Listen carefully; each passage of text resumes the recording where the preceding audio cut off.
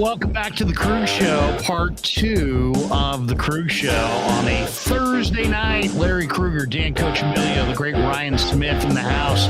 The losing streak has come to an end. Giants get a win 4-2. Your mean Mercedes, BMW, Porsche with a big night there, and we get it rolling on the Krueg Show. Welcome aboard. We just finished our Niner day 2 of the training camp kind of post view, and we'll continue talking Niners, but we'll talk a lot of Giants tonight as well. But let's hit the chat right away because we've got members and we've got donations. MF started this thing off. Why don't we start at the top here? MF donated. Well, first of all, he said he donated $49.99. So right there, I mean, it's like unbelievable. Wow. He's so good. So I love also that, like, honestly, it shows like a humbleness and a class that he didn't want to run up the score on everyone by going 50. You know, he's still stuck with $49.99. He didn't want to make everyone else feel embarrassed. This is what he says. He says, Patrick Connor, Pecan, who's our friend, said to me that, quote, flavorless squad playing boring ball with a manager that sounds like every Salesforce Zoom. Nothing but buzzwords and corporate speak. He is a baseball TED Talk. Still fun to go to the game. I mean, that's what I love about Pecan. I want to do an investigation. I want to do an investigation on all these donations by MF. I'm starting to think, is that you, Larry, are you just like funding yourself, like writing these little Danny, you know much better. You know better than that. There's no way I would do that. There's no way I would do that. MF, man, what's going on, man? We appreciate these donations. That's awesome. So cool. I mean, that's like you just bought Madden for. You just bought the new Madden for Larry. Yeah, and he also donates over here to start it off.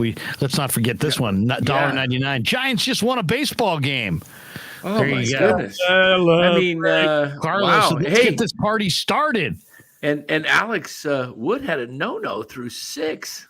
How about that? Like, Alex Wood is the ace tonight.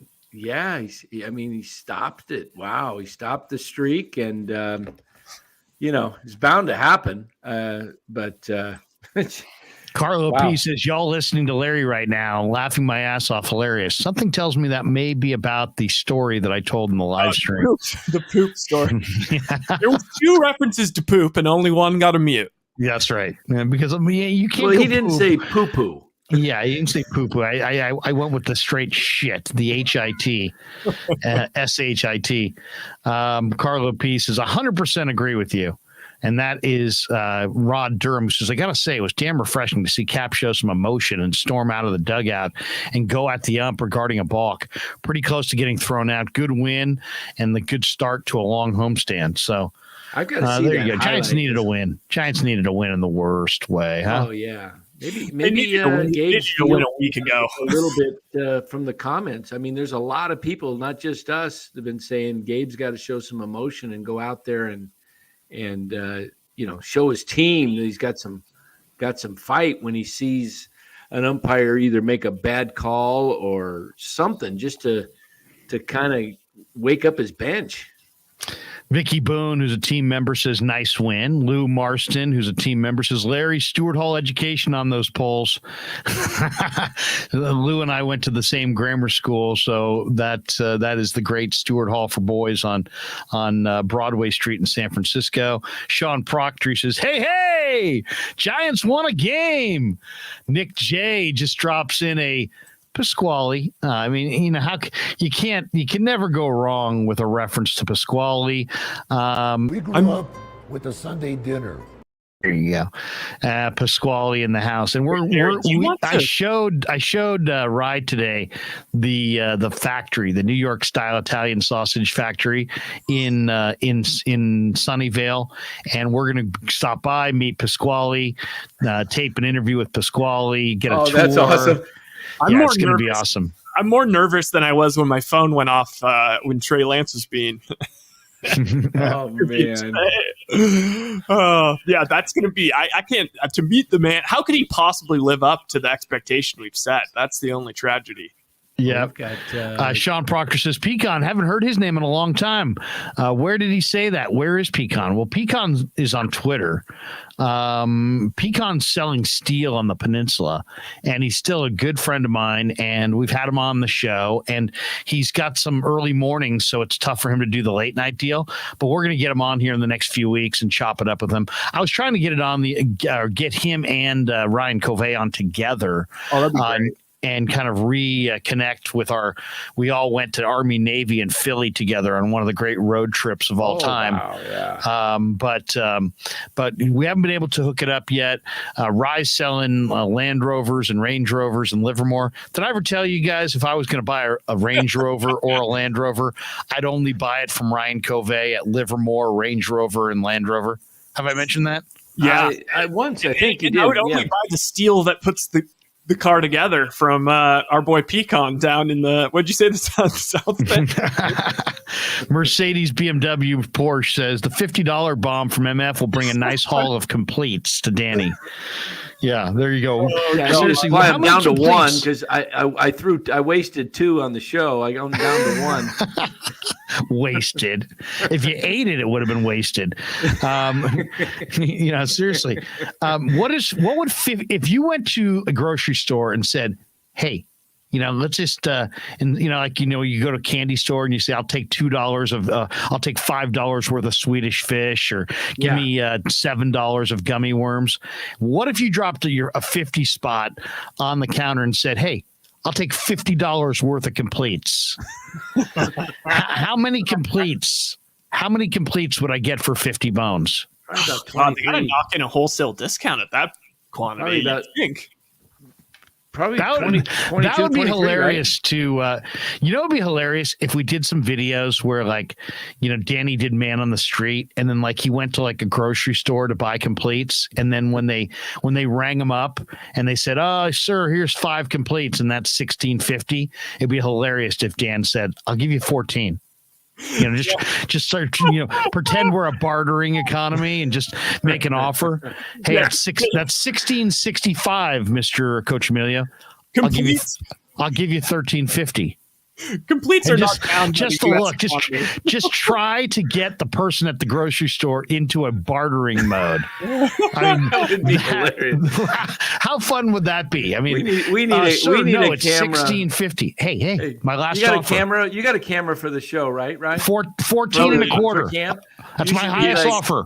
$14.50. And we'll do that at the. We'll start doing that when at the end of August when we come up. Dan, I was literally just going to say, now that I have this camera, we should just film a completely non-sponsored, like a mockumentary, or not a mockumentary, but a mock commercial for you doing a commercial for completes. That would be hilarious. Look at this. My buddy, Jim Mole, Jimmy Mole, goes back to Sac State with me. Love Jimmy. Jimmy's a terrific man.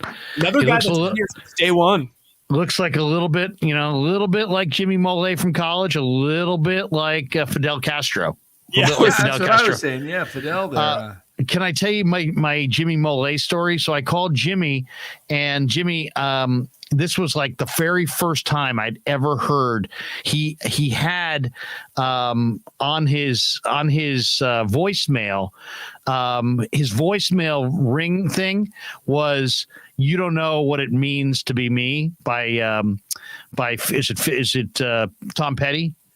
You don't know how it feels to be me. Oh, yeah. You don't know how it feels. You don't know how. And it's please hold as your party is being located. And then it's all bust this song out. And it was the first time I'd ever heard that. And I'm like, what the hell? He's playing me music and I'm waiting for him. And the song ends. He's like, "Hey, what's up? What's going on?" I'm like, "Where'd you get the music, bro?" Oh man, years ago. Now that's nothing. But Jimmy, great man, and he's a member of the club. Jimmy. So Jimmy, welcome aboard, bro. Welcome aboard. Love you, man. Love you. Sean Proctor says, "Did anyone listen to me and Fire on the D-backs money line yesterday?" Danny, did you jump aboard the D-backs money line yesterday? Yeah, I took the D-backs yesterday. Yeah, you did on the money line. Yeah. Wait. I did not do. I didn't see that, but I didn't do the money line. What's that? MF dropped another 50 bomb. First of all, he donated this one right here. Let's get him in order. First of all, we got this one. Yeah, you got $4.99. Thoughts on Buster Olney's report the Giants will not be sellers. I don't think the Giants are ever going to be sellers. Glass half full guy donates $1.99. What do you guys make of Bart hitting under 200? He's struggling. He's swinging through a lot of pitches. Love him behind the plate. You see that throw out to third base in the first inning?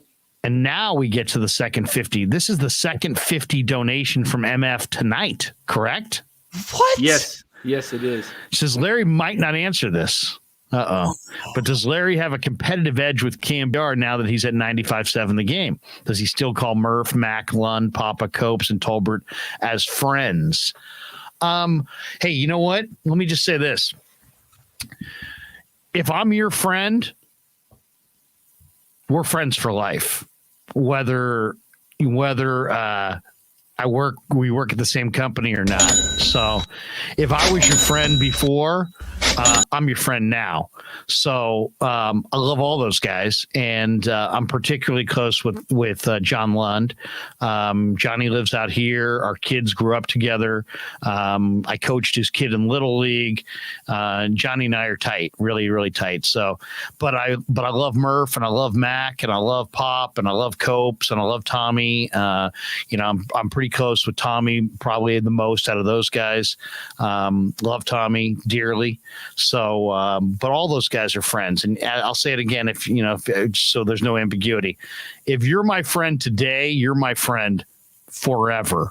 I don't go through friends and, that's an old friend. I don't know. If you're my friend, you're my friend. All those guys are my friend. Just like going on. I keep gathering more friends, but I don't get rid of any old friends. Was that? There we go. There we go. How do you guys feel about that philosophy, by the way? It reminds me of an old story I once heard about a squirrel getting caught in shit. Let me tell you, if you're warm and you're comfortable, sit there and shut the fuck up. Glass half full guy, $4.99. Larry, what's your best guess for what the Giants do at the deadline? I'm hoping they do something and not nothing. I think there's a very good chance that they trade Dan Coccimilgio. I do. I think they're going to rip this jersey right off his back. Oh, we're cheering that. We can't cheer that. I wonder if we could trade MF for Soto. Straight up. Honestly, we may need a little more back in the deal is the only problem. Nick J says, is MF Todd K's burner? Todd K, the one time that you donated and I didn't see it. I seriously, brother, trust me when I say this. I did not see it. I was not trying to disrespect you. Todd K, according to Len, made a big donation on a show. He was towards the end of the show. I did not see it. I did not put it up, I guess. And Todd K was pissed, and he's basically taken his love to a different live stream. So Todd K, all I got to say is, brother, I didn't see it. And that's the honest truth, and I apologize. But I do appreciate that Todd K has donated more money individually as far as he's had the biggest donations. What did Todd K donate? Was it 200 or 250? Yeah, it was like $199 and then $49.99 or something like that. It was a crazy amount of money. So, Todd, I got nothing but respect for you and love for you. Jimmy Mole says, nice. There you go. A lot of people Jimmy says answering machine tapes. Good knowledge, brother. There you go. I remember the Tom Petty, and I thought to myself, how did he do that? How did he get Tom Petty on his answer machine while we were all degenerates taking 6-foot bong hits at Sac State? I mean, how did this guy somehow figure that out? And it made me admire you, Jimmy. So there you go. That's how far we go back. Nick J says, Dan is a financial planner. Do you advise people to delve into crypto? It's hard to say. I have some myself, but I don't. That's not a give a lot of endorsement. Advice on. It's not my expertise, but Dan, I give some advice on your behalf for I think it might have been Nick J that somebody asked, would it be wise to invest in a super chat? I have to say, I think it's probably not worth the investment because for some reason we're having a hard time on our side. Look at this. Which ones are? Oh. Look at this. Look at this. We're having more. What? MF just donated $100.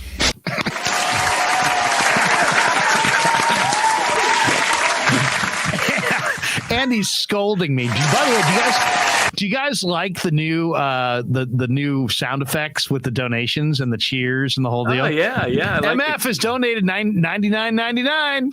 He needs to be called up to AA ASAP. He's Farhan's prodigy, and he'll be. He says Larry scoffed at me the other night when I brought up Von Brown.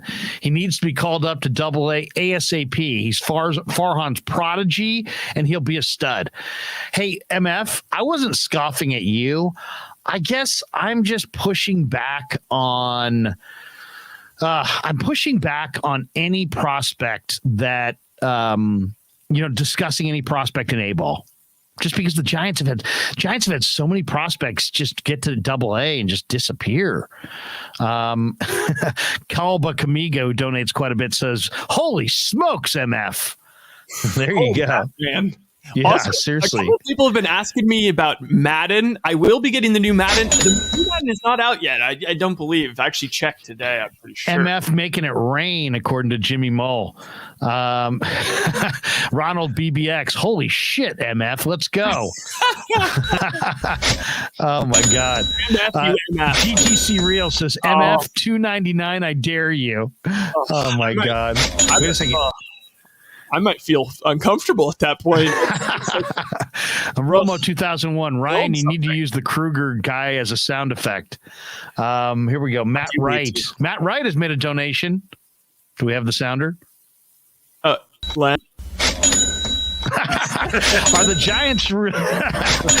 Giants really going to try and milk 2010, 2012, and 2014 nostalgia while going for the third wild card spot like it's worth anything? Sell like it's frozen concentrated OJ from Trading Places.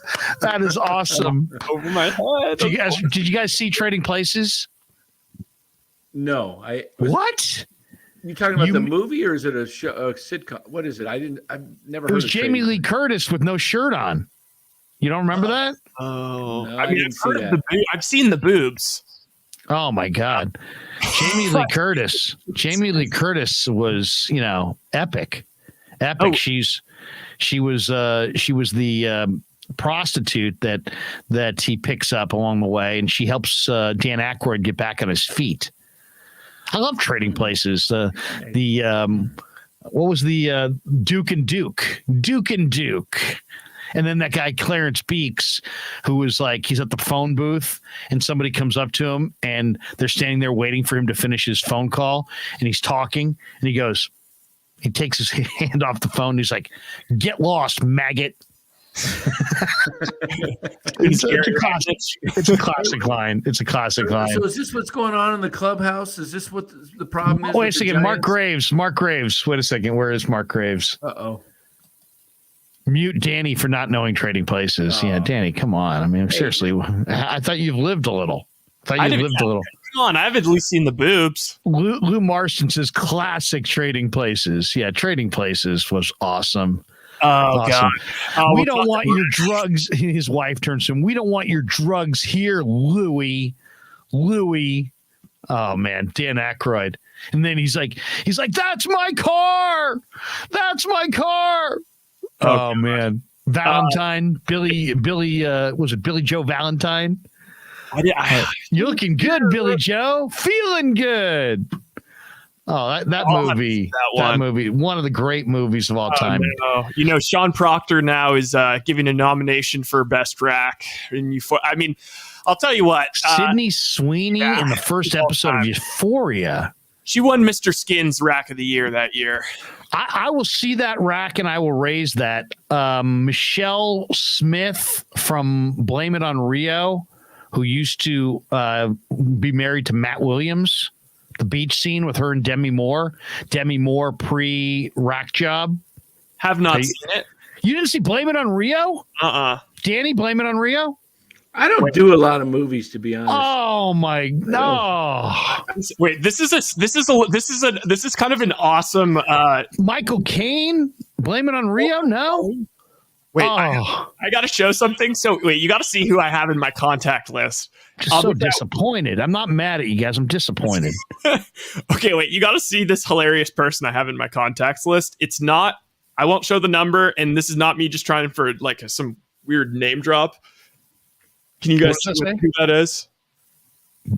Vita Blue? It's Mr. Barry Skin. Zito? What does it say? It's the Mr. Skin of Mr. Skins.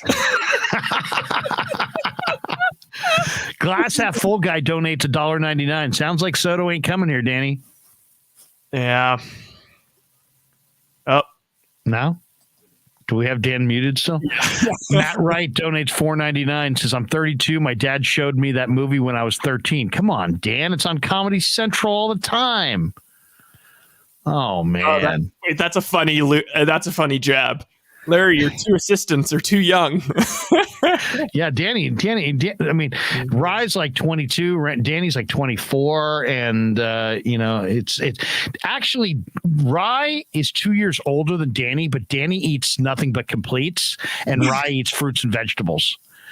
And that's what happens. Dan was eating completes. He had a full head of hair, and then all of a sudden, Danny had a couple completes. Danny, can we see what completes does to you? Though I do like the aerodynamic nature, and I do like the shine.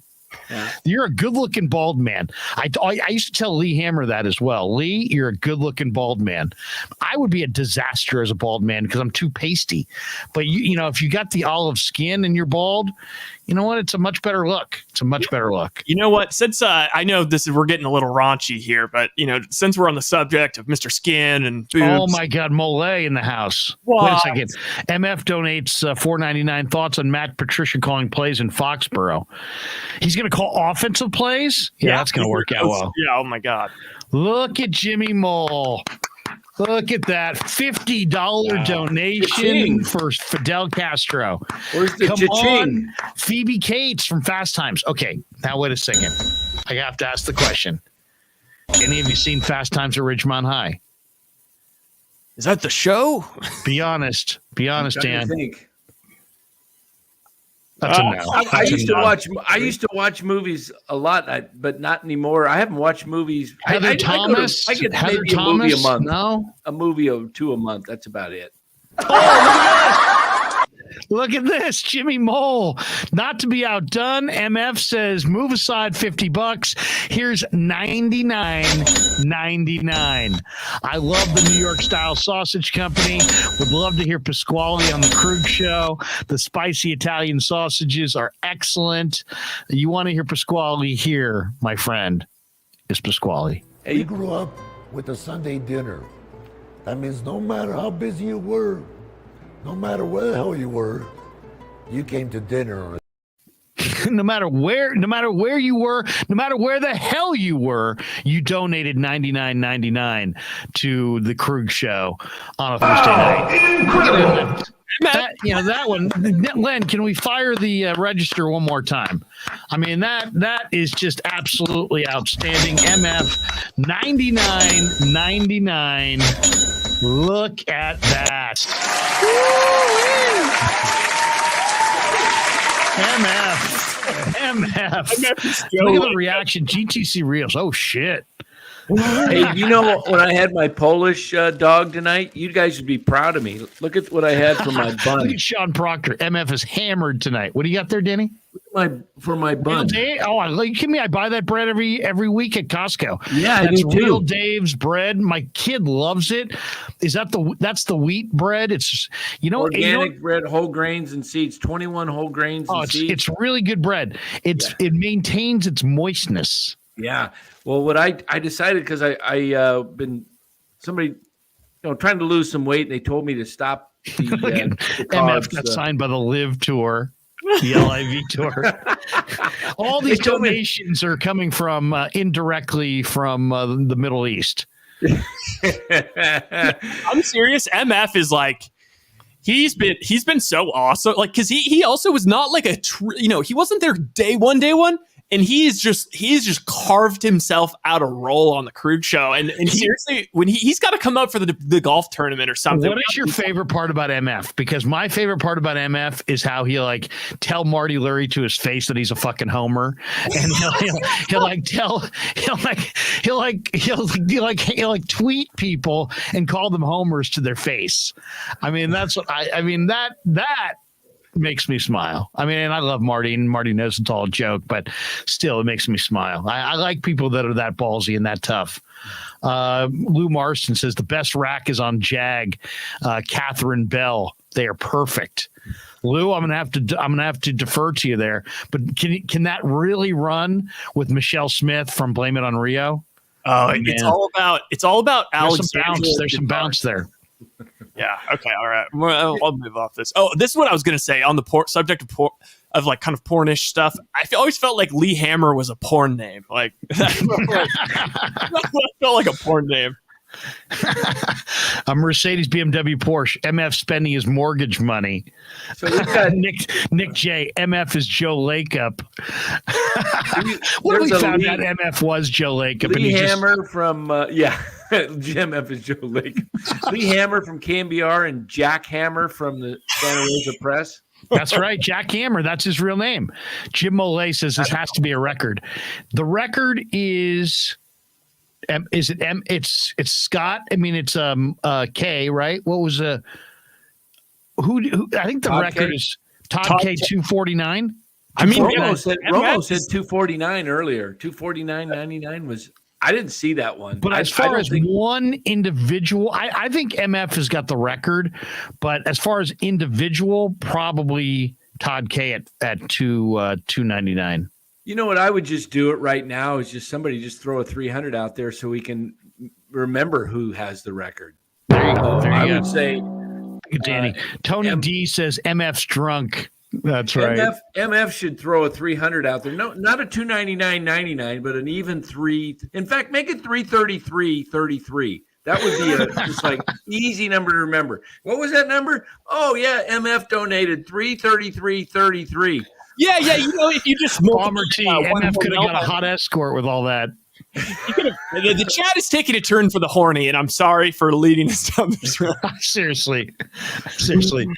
Oh my God! That what does it say? That's Bill Lasky's posing on Dave's Killer Bread. Let me see that picture again. Is that Bill Lask, the big right-hander? that guy, Tim Ryan. That looks a little bit like Tim Ryan. That guy's a little bit too yoked. Look at those arms. Look at those. Look at the forearms. You know, the forearm muscles.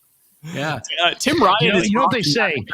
The last guy you want to fight in a bar is an NFL defensive tackle, because from the elbow to the fingertips, they're beastly strong and they're used to throwing guys around. And if you really want to be a barroom brawler, you got to have strong hands and strong forearms. Yeah. Hey, I'm getting kind of hungry thinking about this bread. I'm going to put some in the toaster. What would you put on it? Apricot jelly, or I got some strawberry. Do you got any raspberry? You got any peanut butter?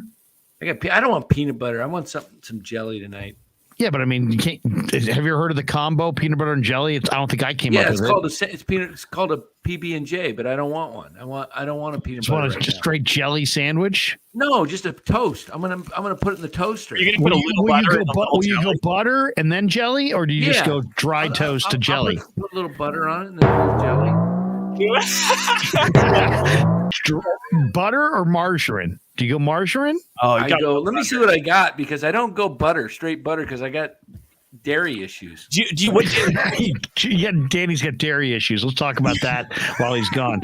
Glass half full guy donates $1.99. What's going on, or what's it going to take for the Giants, I would assume, to get Ramon Laureano? What's it going to take? You know, I think it's probably going to take Luis Matos, and I like Laureano, but I don't know if I would give up Matos for Laureano, because he's not. His batting average is not great this year. Our buddy Jaguayo, 56. Jaguayo, we love you, brother. Thanks for checking in tonight. Says Krueger, the Giants in a complete teardown. What is the prospect for next year's Giants? Well, I don't think we know about the prospect for next year's Giants, and the Giants are not in a complete teardown. Now, should they be? Should they not be? That's debatable, but it's pretty clear that, I heard an interview today, Buster Olney saying, and a couple other baseball people saying, John Heyman and others, that the Giants are in it to buy. Now, it sounds like Shohei Ohtani could get dealt by the Angels. Will the Giants be interested? It sounds like the Padres are closing in on Juan Soto. I could see the Giants, it's really weird. Farhan went on the radio the other day and said that the Giants, he's such the under promise, over deliver guy. Right. So I don't know what to make of his comments the other day where he came out and just flat out said, we could go get a superstar. That we have the salary room and we have the ability to bring that kind of player on and to add that kind of player to our payroll. So I don't think you do say that before the deadline, unless you're going to go whole hog on a top tier guy. That seems like the opposite of under promise and over deliver. That almost seems like you're teasing the Giants fans with, hey, stick around, we may get somebody major, monstrous here. Right. So the monstrous additions would be Soto and Ohtani. So could the Giants go after Ohtani? Hey, I would love that. I mean, he'd be a great. If you do, the report is that they would do it, but they would want your top 4 prospects. So if we're talking top 4 prospects, I would do that for Ohtani if we were able to pull some shenanigans where we could guarantee an extension or something. But I'm not risking the farm on, unless he really, says he wants to be here. That's what I go with on my toast. Can't believe it's not butter. Yeah. You can't go with the real butter, huh? Yeah, big tub from Costco. Now I've got. What do you think? Do you have any lingonberries? I go with a Concord grape jelly there. Doesn't seem grape organic. Jelly. I don't know. The consistency of grape jelly is, or the apricot organic peach. Apricot peach fruit crap. What does that say on the bottom there? Spread. You know what? Forget it. I don't want any toast. The I'm organic. Going for this. I'm just going to pop this in. Don't do it, Dan. Don't do it. I am starving, and I am just going to. You're going to go. You going chicken? You really have a favorite there, don't you? No, this is the last one I have, actually. I need a new supply. You know what? That's a great donation. I think what we Dan has dairy issues, but eats Petco completes. I'll give you guys my $10. I'll give you guys my business address, and that way you don't have my home address, and it doesn't sit out here in the sun. Somebody send me Bomber T. Fuck it, MF. Throw in $10,000. Oh my god! You know what? One day would be fun if we use Danny's bookie or Danny's legal gambling, and we just said whatever in the chat donates, we're just gonna bet it on something, and just absolute thrill. That would be nice. That would be. We'll come up with a wager, and the chat can throw all the money on it, and then we have to produce the ticket. Though we got to show everybody the ticket. Yeah, because we'd have to have proof there.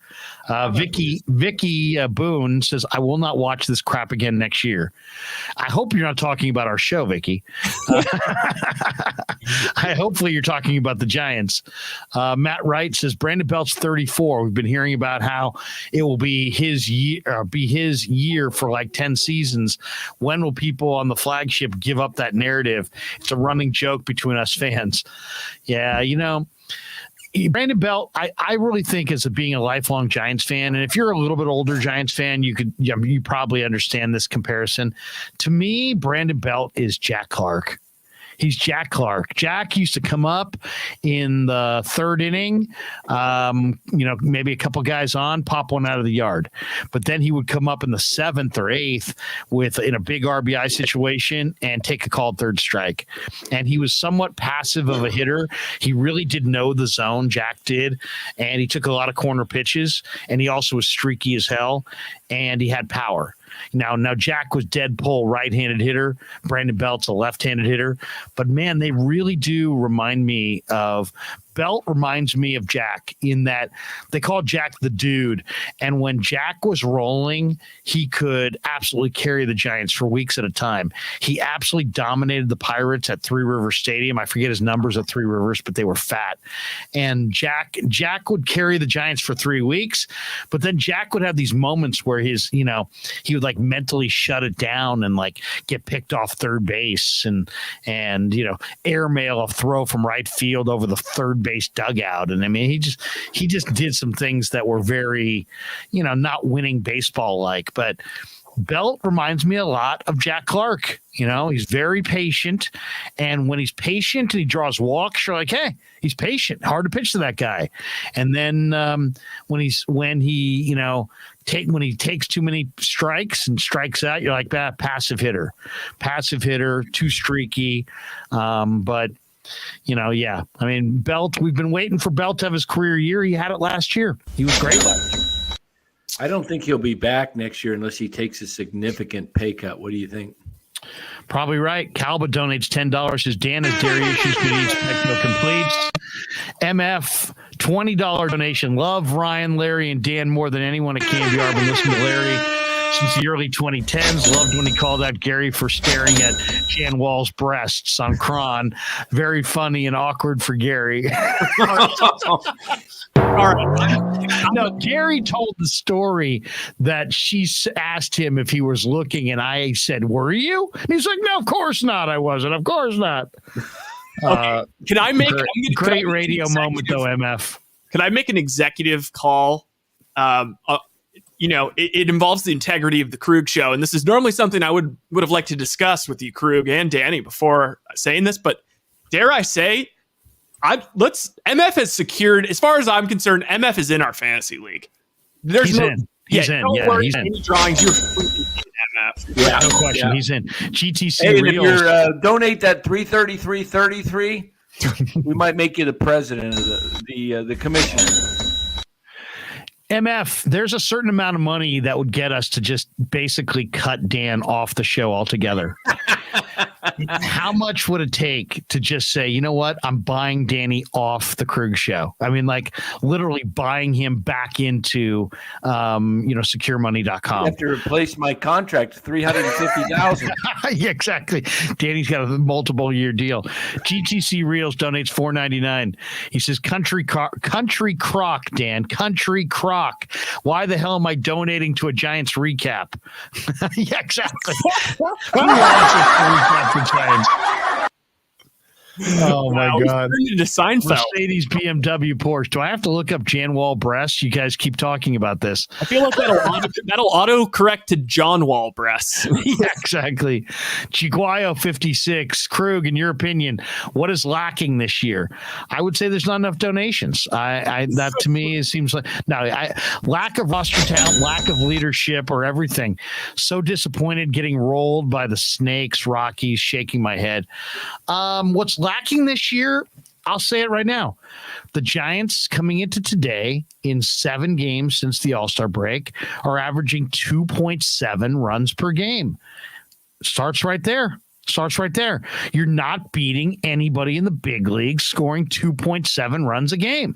You have to put up 4 or 5. You're not going to shut everybody out.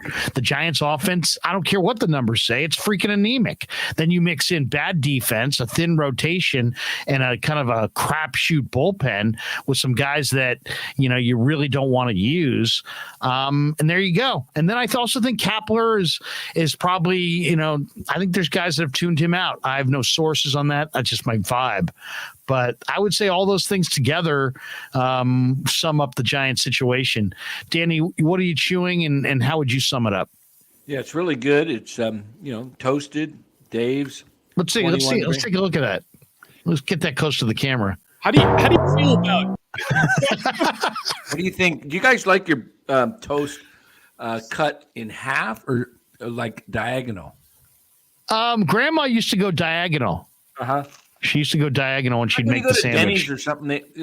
They always cut it diagonal, don't they? I always thought Grandma was extra special because she cut the bread diagonally. Did she cut to give us the Roman What did you meal? have in your lunchbox at school growing Roman up? Did you have meal. bologna or peanut butter and jelly? What did you have? We would have all kinds of things. I mean, the sandwich I hated the most was tuna because it was so freaking wet, and then the bread was all soggy. And I'd throw the tuna straight out and just go straight to the basketball court. I'm not even thinking twice. Peanut butter and jelly. I guess peanut butter and jelly wasn't bad.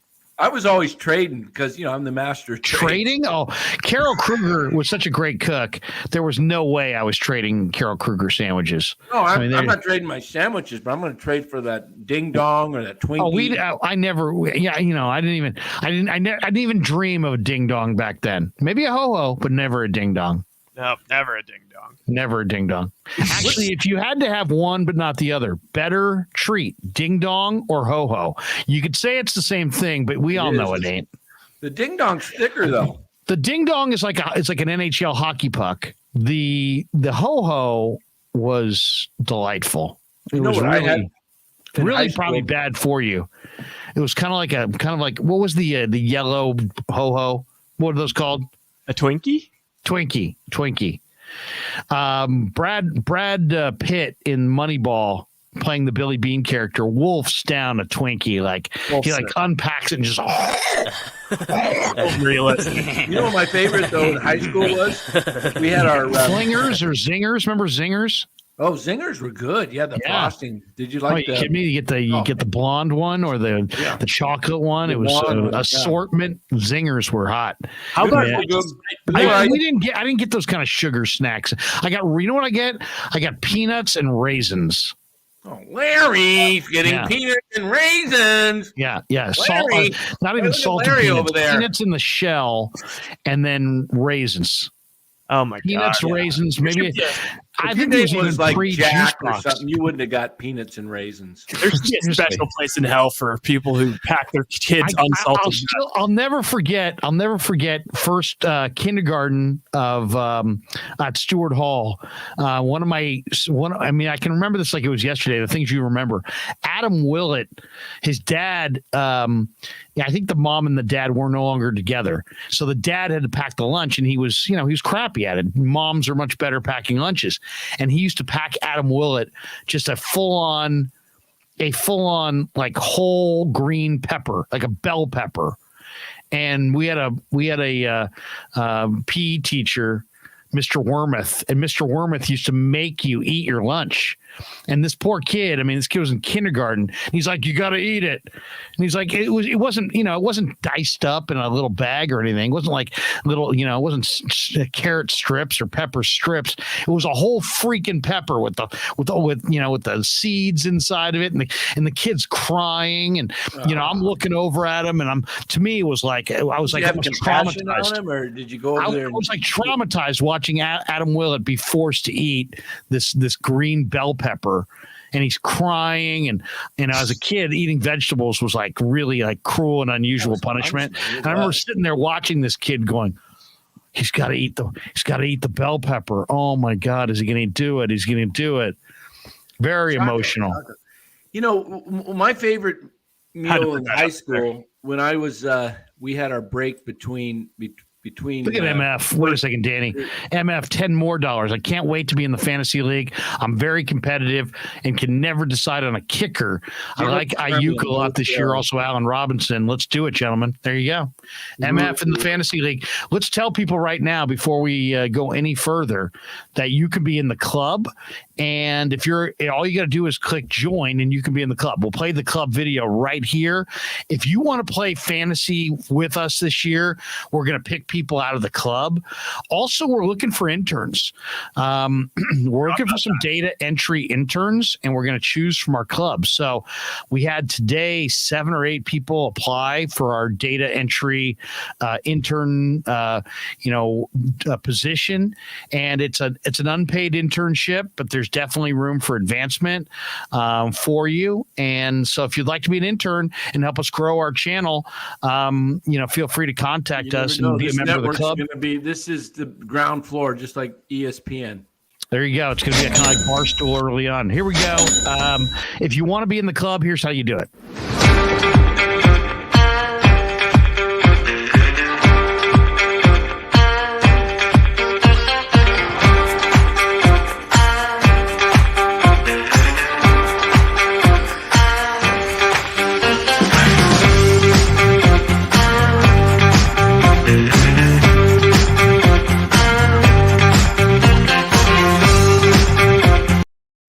you go. Thanks for supporting the channel.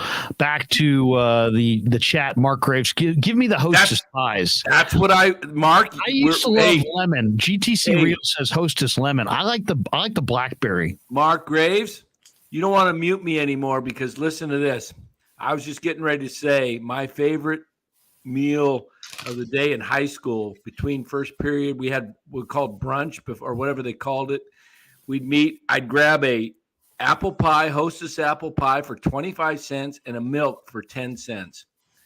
35 cents every day. I had an apple pie every day my whole senior year. Every day. Every day. At Stewart Hall, we had hot dog day for 50 cents. 50 cents. If you paid 50 cents, you got a hot dog at hot dog day. Bass! Dan, no way! Dan Mel Kiper, Coccimilgio over here. Mike Vass. This guy says, wait a second. Hey, Spider 8 says that bell pepper's $20 at Oracle Park. Yeah, it's true. Go ahead. Oh, here we go. Mike Vass. Whoops. Mike Vass has become a YouTube member. There you go. He wants in that fantasy. Is that Mike Yaz or Mike Vass? That's Mike kicking your Vass. That's right. There you go.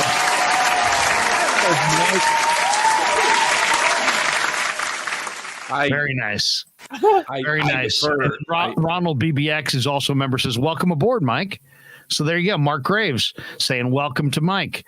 So it's good to see everybody in the chat. But yeah, if you want to be a team member, just hit, first of all, hit like and subscribe. That's the first thing to do. And then hit join. If you hit join for $4.99 a month, you're going to get all of our stuff that's behind the paywall. And we're going to camp every day, and we're putting a lot more interviews. PM Plus. And what's that, Danny? I said our $4.99 will be a lot more interesting and get better information than ESPN Plus, whatever that costs a month. There you go. There you go. But yeah, we're going to put stuff behind the paywall. Today, Rye, is there anything that we're going to play from camp for the Niner fan, maybe towards the end of the chat?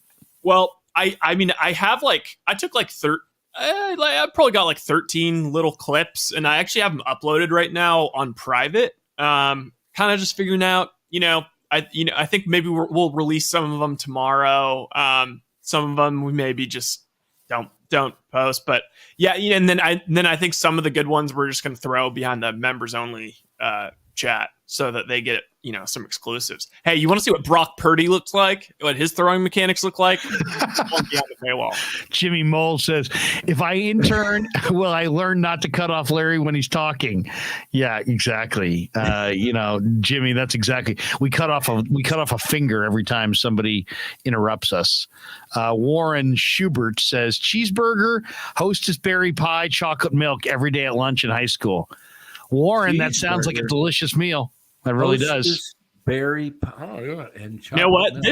This comment by Nick J. I believe that. I mean, this is the brand name, but that is just. If you read that as someone who didn't know what that is, that just sounds like illegal. And those nutty buddies. And those burgers in high school were the worst, weren't they? Those cheeseburgers. I don't even think there was real meat. Graves says, MF run out of money. He hasn't posted in a while. MF has donated enough for many, many shows. His wallet's tired. Yeah, exactly. No, but wait, maybe not. Thoughts on Givens, Hyder, Menahue, and Ebukam? Can the D-line have depth this year? Rye, why don't you jump in first on that? MF donates $9.99. Give him wow, incredible! Oh wow, that was a Super Smash Bros. Lens going off. Ebukam looked really good. He looks like he's probably the guy opposite Bosa. That's what I would. And then other than that, it's kind of hard to when you're. Hyder's going to play inside. Givens is going to play inside. And Menahue, I think, has got some big time ability. He's about 270. Hyder was in my notes because he jumped off sides 2 plays in a row. Okay. We got him off sides 2 plays in a row. Well, that maybe that's a Brock Purdy instead of a negative on Hyder. Maybe that's a positive on Purdy. I know. I think Hyder's going to be pretty motivated because 2 years ago he was with the club, then he went up to Seattle and he wanted to come back and play. Look at this one. Anonymous. Boy, MF's grandma's going to be pissed when she finds out her credit card's missing. What if MF was just a grandmother that was stealing her grandson's credit card? There was an SNL thing where he's like, kids, go find your dad's wallet and call this number. And it's like, donate, just classic SNL. And somebody said, Bomber T, MF's going to be in the doghouse for sure. MF rules his roost. Yeah. He rules his roost. You know that. Hey, I don't see Romo in here tonight. Maybe he's... Oh, here's one. Black 59 Razor. Black 59 Razor. Black 59 Razor. How has Texas A&M's Leon O'Neal Jr. looked in camp?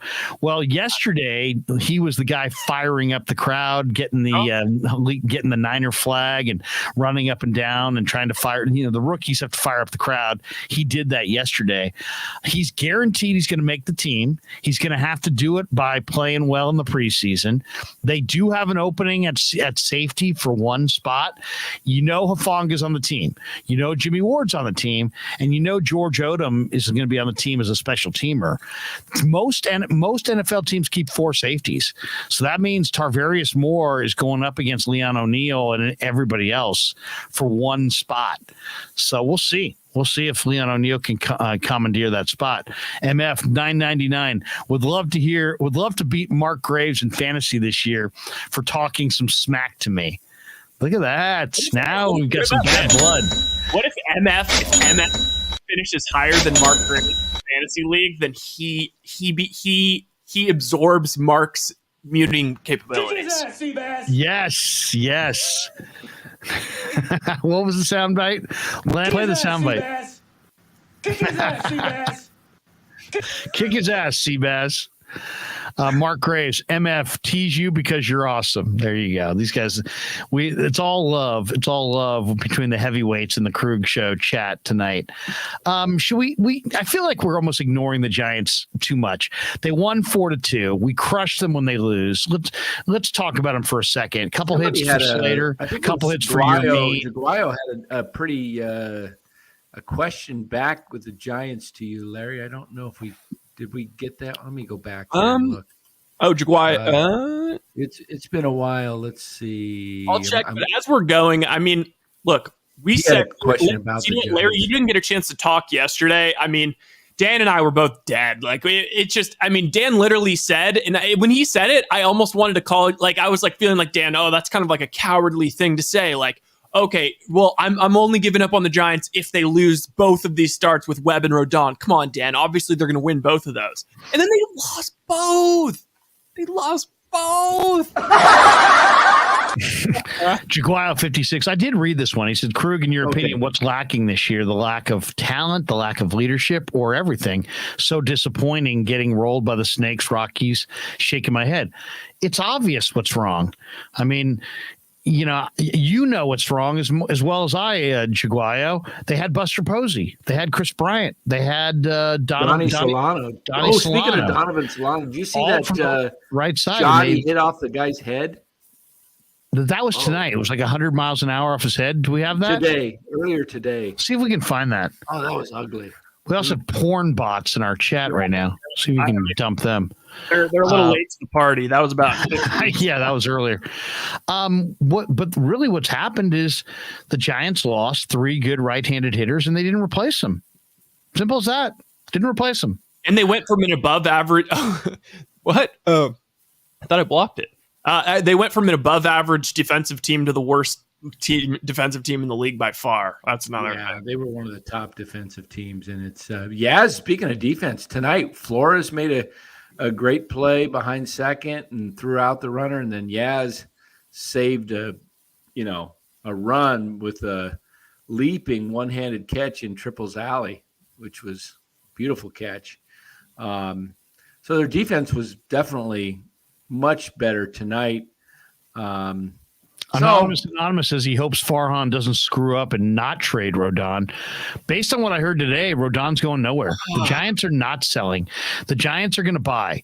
According to Jim Bowden, who I heard earlier today, Bowden said that the Giants are not going to sell. They are going to buy, with the emphasis being on trying to improve their defense. And I think I need to repeat a criticism that I threw their way at the time. They traded Steven Duggar, far and away their best defensive center fielder, for a bat in Willie Calhoun that they're not even using. That's at AAA. And in an outfield the size of Oracle Park, in a division with Dodger Stadium, Coors Field, the Bank One Ballpark, whatever you want to call it now, Chase Field, and Petco, you might have the biggest outfields in all of Major League Baseball, all residing in the NL West. You need a defensive center fielder of substance in this division. And for the Giants to just throw away Steven Duggar was goddamn stupid. And here they are weeks later, and they're talking about trading for Ramon Laureano. And, that's great, and I love Laureano, but I think people need to hold Farhan's feet to the fire and say, what the fuck? What are you doing? You just traded Steven Duggar, a homegrown center fielder who plays outstanding defense. You gave him away for Willie Calhoun for what? Now here you are, you're in the same year, you're getting rid of a defensive center fielder. You're going to try to add a defensive center fielder. So, I think the Duggar move was a total screw up by the Giants. Duggar right now, I think, is down at AAA. If I'm not mistaken, I think I saw a highlight today of Isan Diaz hitting a ball to right field, and it was Steven Duggar. He kind of came in and kind of should have caught it, it looked like, but he missed it for a 3-run single. I was demoralizing earlier. I was listening to the Ryan Russillo podcast, and Bob Ryan came on, and of course, and they were talking about comparing old eras to new eras in basketball. One thing that Bob Ryan said, and Bob Ryan's been around sports for a really long time. I like Bob Ryan, a little bit of a homer for me, but he said, he was talking about the sports that have really changed. Like, this type of person probably wouldn't be able to play, whatever. And he said the one thing in baseball that they have today, he said there's never been in his entire life more great defensive center fielders. He said that. And then in my mind, I was just like, and somehow the Giants, who platoon like 6 outfielders, don't have a single one of them. I'll tell you the guy that I would try to get. The Nationals are obviously going to make a bunch of moves, and Josh Bell's out there. Why not get Victor Robles with Josh Bell and see if you can put Victor Robles back together again? You put Victor Robles, and Victor Robles is an impact defensive center fielder. Right. GD5 says, I still think trading Rodon for Esteban Florial is what they should do. Florial's a Yankee prospect. Another guy, I saw Florial hit a triple down the left field line. Think about that for a second. Think about how fast you have to be to hit a ball into the left field corner for a triple. That's a short throw from left to third. That means you're absolutely flying. And Florial, it's taken him a while, but I'll tell you right now, the deal that I'd be interested in, if the Yankees are really all in. Now, the Yankees, we're talking Soto, but they just got Benny Biceps. They're now talking about getting top-tier starting pitching. If you could get – now, I watched the Futures game the other day at Dodger Stadium. Jason Dominguez came in and hit a bomb off Kyle Harrison to dead center. Danny, did you see that? In the Futures game? Yeah. No, I missed the Futures game. I watched Jason Dominguez. Did you see it, right? The highlight. Dead center, well up in the bleachers. Well up into the bleachers. Dominguez is a really, really exciting talent. The Yankees also have Florial. They also have Miguel Andujar. They've got a lot of young talent with some, I would give up Rodon if I could get an Andujar, a Florial, a Dominguez, some combination. Dominguez is the guy who's got all the value. But man, I mean, you get a guy like Jason Dominguez, he could be your center fielder. How do they have so many great prospects and they're drafting late, and the Giants don't seem to have anybody? Better scouts. The Giants' top prospects, think of this, are in high A. They're not even, they have none in AAA. None. You guys see Judge hit another one today, walk-off? He's on pace for over 62. It's insanity. Coccimilgio says Larry's right, especially with Triples Alley. We need center fielders in both center field and right field. They don't need to have blazing speed. They need a good first step and quick reads on the ball.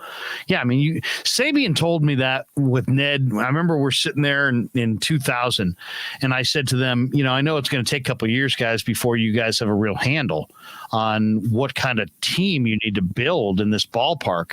But just looking at the dimensions and being here in the ballpark, seeing it for the first time, give me your take, your first takeaway, Ned, your first takeaway, Brian. And Brian looked right at me and he said, I think this is a park where you need to operate with 3 center fielders. And I was like, really? That's interesting. And he kind of laid it all out. And I think he's right. I think in an ideal world, if you're going to win and be a dominant team that dominates in San Francisco, I do think you need outfielders that can go get it in the gaps, because there's big gaps. 3 defensive center fielders, I don't know about that, but definitely 2. You need one in right and one in center. For damn sure. Also, I searched Buster Olney because I was trying to see what somebody said earlier about him saying the Giants may not be sellers at the deadline, but this popped up. He tweeted this, and this is just pretty shocking. This is from yesterday. It's pretty surprising. Highest home run difference. Yeah. You know why? Because the Giants are number 1 in baseball at allowing home runs. They do not give up home runs. Yep. They don't hit tons, but they give up so few. Don't you think that a team that gives up so few home runs should probably maybe put a little more emphasis on the defense? And then it tells you also that, the Giants could be worse off than they're at. They could be in a far worse position than they're currently in. Jim Molay says Larry knows about Judge's solo walk-off, Ryan. It cost him money. Yeah, exactly. I lost some money that day. It isn't. The Giants are in an interesting spot right now. I would like to see them add a player that the fans could invest in emotionally going forward. Even if they don't win it this year, if this were the year that the Giants found their foundation piece players, Soto, Ohtani, a great young outfielder, a great young prospect, if this were that year, I look at this year I would look at that season, I should say, as success. You're not going to win the World Series every year. They've won 3 in recent years. They've gone to the playoffs. They're in a division with maybe the marquee franchise in the game right now in the Dodgers. The Padres are hyper aggressive right now. And, Arizona's got they're further advanced in their rebuild. They've got some young talent and they're taking it to the Giants. The Giants need to make a significant addition this year, because it doesn't look like they're going to win it this year. And even if they got in the playoffs, I have zero confidence they would do anything once they got there. So to me, this year might be about the high profile acquisition. What do you guys think? It could be.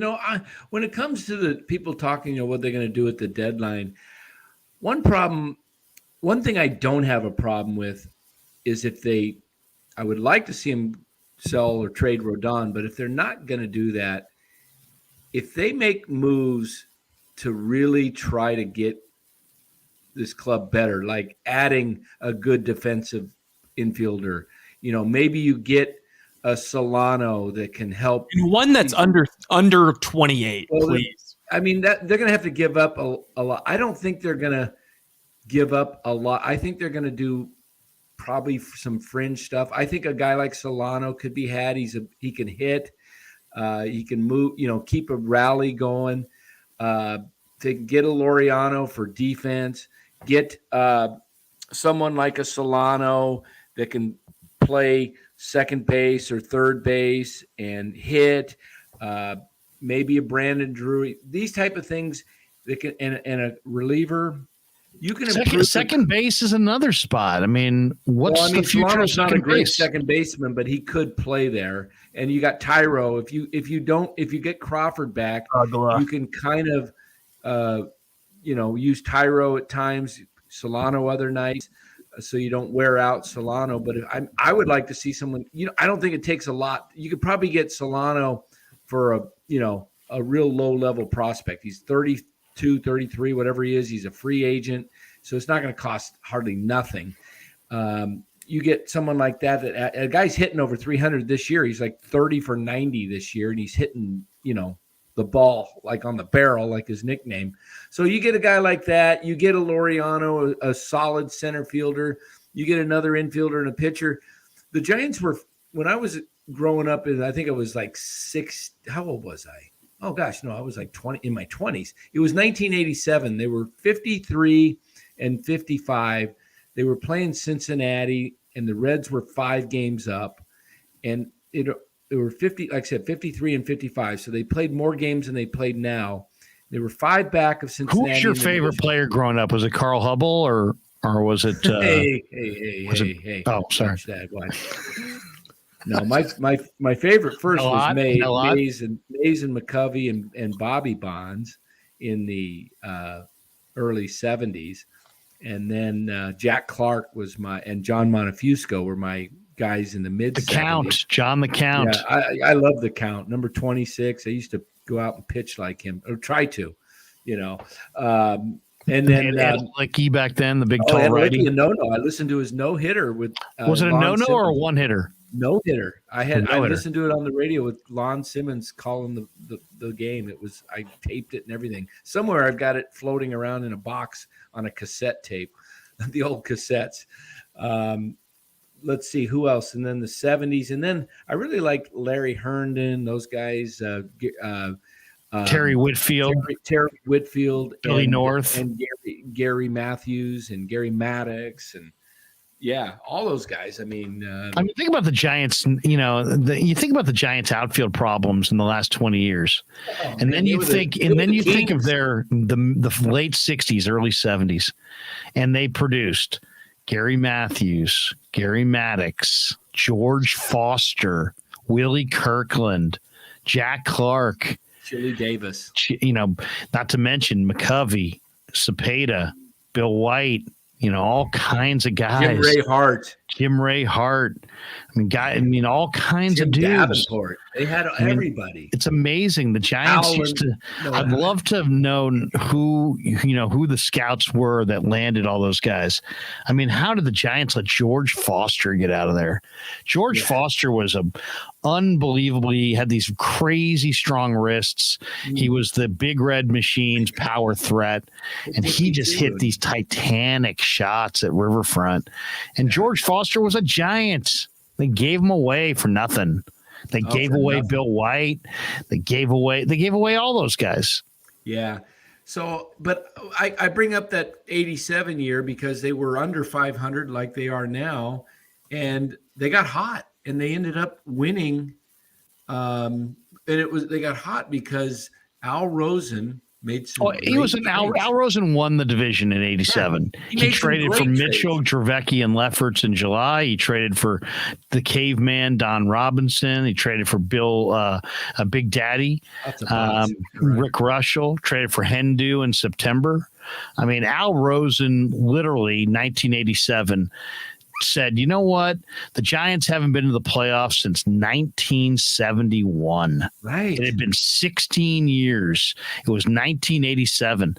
I was born in 1970. So as a Giants fan growing up in the mid 70s, you had 82 was a fun year, but they didn't go to the playoffs, and that was it. 78 was a good year. 82 was a good year. 78 they got Vita Blue. 82 they had Frank Robinson, Reggie Smith, Joe Morgan, Dwayne Kuiper came over that year. 82 and 78. That was it. 1978, 1982. Other than that, every year was a bad year. Oh yeah, it was horrible. We were and then it was 86. He drafts Will Clark and Robbie Thompson and puts them in there. You got to love these kids. By 87, Al Rosen just said, you know what? I am single-handedly turning this thing around. And he made a great trade in July, an amazing trade. He made an amazing trade to get Don Robinson for Mackie Sasser and like Scott Medvin or something like that. And then he traded Jeff Robinson to the Pirates for Big Daddy. And I mean, Big Daddy was an ace, and the Caveman was a big-time leader, and Mitchell, Dravecki was a stud at that point. Lefferts was a rubber-armed lefty. Mitchell was a future MVP. I mean, I remember the day they made that trade, I was a little depressed. Chris Brown was an all-star third baseman. Right. Mark Davis had huge talent, would go on and win the Cy Young a few years later. Right. Mark Grant was like our big-time right-handed prospect. He was our Kyle Harrison of the moment. And Grant, and then, to trade Grant and Chris Brown and Mark Davis in the same trade. But then they got Mitchell back, and Mitchell was from San Diego. He had played with the Mets. He went to San Diego, and just some guys, it doesn't work for them in their hometown. And he just didn't play well with the Padres, but he still was young and had tons of bat speed, tons of talent. And he had 2 bombs at Wrigley on the first game with a uniform that was 2 sizes too small. And he carried them in 87, hitting the 2-hole. By 89, he's the MVP of the league, and they're winning the pennant. Huge. Al Rosen was a huge figure in changing the culture of Giants baseball. And that's what I was saying the other night about, getting 4 or 5 different new players, because it's been done. But the Giants in this era have never traded for guys that are big league players, other than that I can think of was Chris Bryant last year. All the other ones are these guys that are like nobody heard of. Who's that? Carlos Beltran. And that was a bad I'm talking trade. about under the Farhan era. I don't recall any big moves of guys that came up of significance from other teams. No, Farhan's philosophy is, I'm not going to trade for much, but I'm going to trade less to get it. Right.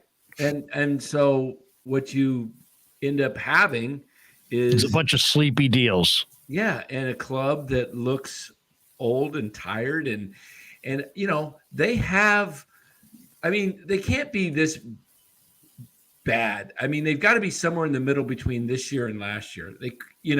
I know Posey was the biggest factor, but you can't drop off to a point where you're going to go from 107 wins to fighting to be a 500 club. My goodness, that's a difference of 27 games, 26, 27 games that they last year was a magic carpet ride. I know. Everything just went. I've got one more crazy stat that was kind of like the home run one that I just could not believe. The Giants are leading baseball in RBIs with the bases loaded. What? Weird. That is so weird. The amount of times where it feels like they've had the bases loaded and just blew it. Wow. They're 11 over the here. I'll share it.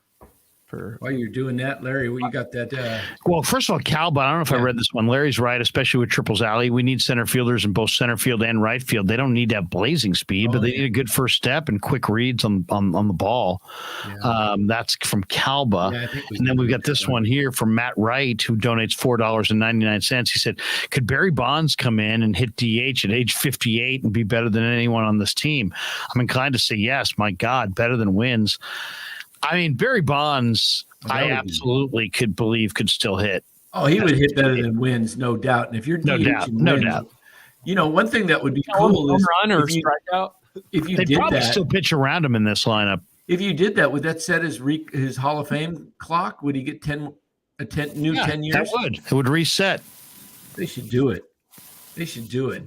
At least for a few games. That would just be great. Wait, I wonder treat him like a baseball version of Gordie Howe. Yeah. Could they actually do that? Like just as an FU to baseball, like just bring him back on like a 1-day contract and just reset the clock? If they activated him, it would reset. I think. I'm pretty sure. It would be great. I mean, to me, I don't spend tons of time on this because I'm just so exhausted by it, and it's like if baseball doesn't care, baseball's so screwed up right now in so many ways. It's like if they don't care that they screwed up their house and their Hall of Fame, then why should their fans care more than them? But I mean, David Ortiz named in the Mitchell report, definite steroid user, is in the Hall of Fame. Like Bill Simmons be like, well, the difference with Ortiz is that fuck them. I mean, seriously, fuck them. I mean, seriously. I mean, God. I mean, there is no difference. There is no difference. Other than you like Ortiz and you don't like Barry Bonds. But the big one is Bud Selig. Who had more power to enact change within their sport, Barry Bonds or the commissioner of the game, Bud Selig? If you had a widespread cheating scandal at a high school in America, would you ban the high school student? Possibly, but you'd sure as hell fire the teachers responsible, and the principal and the administrators are gone. They're gone. They would own that. Yep. And here you go, baseball. You're going to take Bud Selig, ignore the fact that his salary went from like $3 million to $50 million a year on the backs of performance-enhancing drug use, and you're going to let him slide so nicely into the Hall of Fame, but you're going to frame Roger Clemens and Barry Bonds, two guys who legitimately had Hall of Fame resumes without ever touching any drugs. And so they were Hall of Famers, but because they did these drugs among other people and became like, mythical creatures in the game, it's like, oh, they must be penalized. But Bud Selig, who looked the other way and wasn't even illegal at the time, right? And intentionally lied about it. Bud Selig 50% of the league was doing. Bud Selig claimed he knew nothing of steroids. Howard Bryant wrote the book Juicing the Game. I don't know if you guys read that book, but in that book, Howard Bryant details that Bud Selig was calling meetings to discuss performance-enhancing drug use years before Canseco. They were chanting steroids at Canseco at Fenway Park, and years before Bud acknowledges that he had any public knowledge of steroids. There's documentation that he called meetings and had meetings, internal baseball meetings, to discuss performance-enhancing drug use, and he claims publicly that he didn't know about performance-enhancing drugs for years after that. There's no reconciling that. That's just bold-faced lies. So Bud lied, Bud's in, Bonds used the stuff, he's out. One guy was a car salesman, and the other guy is one of the genius athletes in the history of American sports. And the guy who's a genius athlete is on the outside looking in, and the guy who sold cars and somehow found a way to turn the Seattle Pilots into being the commissioner of the game, that guy gets to go to the Hall of Fame. That to me is where I'm done. That's where I'm like, you know what? I'm done. You want to put Bud in the Hall of Fame? Do it. You want to keep Bonds and Clemens out of the Hall of Fame? Do it. But you're going to do it without me. And I don't, if you don't care enough that you don't realize the damage you've done to the record book, the history of the game, baseball's a lot about history. And now there's a lot of people that, who basically, just, they don't know what to do with the steroid era because they're the lack of leadership. And Bud was all about himself. He was all about himself when he was the commissioner. He's all about himself afterwards, and he's safely in there. And Bonds and Clemens aren't. But Larry, counterpoint, he was a nobody. It makes no sense. Counterpoint. The thing about baseball that's different than all the other sports is, it hasn't changed. Theoretically, you're able to go back all the way to Babe Ruth, and you can compare the numbers because it's all been the same. But because of steroids, that was something that made the playing field uneven for a certain generation of guys, which is completely different and completely different than not being able to play against minority players for like 40 years. That totally didn't mess up the numbers at all. Like, Yeah. are you kidding me? Well, and they've now tried to rectify that by taking the Negro League numbers, incorporating them into the current numbers, and recognizing the Negro League players. But it's so, it's after the fact. It's, incredibly weak. What's the bigger advantage? Barry Bonds playing half his year with steroids versus guys who also use steroids, or Babe Ruth never having to face CC Sabathia, or like never having to go. What about all the guys who took amphetamines? What about all the amphetamine use? I mean, are we looking the other way on amphetamine use? What? And now amphetamine use, are you treating them like Flintstone vitamins? I mean, what? It's just guys. The whole half the league was doing it. I mean, Luis Gonzalez of the Diamondbacks was a hero in the World Series in 2001. Great guy, everybody loved him. He had 50+ homers one year. The guy Brady Anderson. Yeah, I mean, all these guys. And Jason Schmidt, the pitcher, he was juiced. I mean, look at how he was. There's a lot of guys. There's a lot of guys. And guess what? It was the wild, wild west, and there were no rules. I mean, there was a time in America where you could walk down the street and shoot somebody. Yeah, it was before the laws. Doesn't mean it was right. It was the wild, wild west. And steroid use in Barry's era, before testing, it was like the wild, wild west. If you were going to use, you were going to use. And if you were not going to use, you were going to do so at a competitive disadvantage. And the lack of leadership and at the top made the players forced to choose. I mean, it's no different than if you were in a class full of students and you wanted to go to college and you're getting a 2.0 and they're all getting a 4.0 and they're cheating, and you have to choose because the principal didn't call out the cheaters, neither did the teacher. So you got to just decide, do I want to go to college and cheat, or do I want to do it the right way and fall short? And you know what? Who knows what you would do? And who knows, I don't blame Bonds and Clemens and these guys. They saw McGuire, they saw Sosa, they saw what was happening. They knew they were better.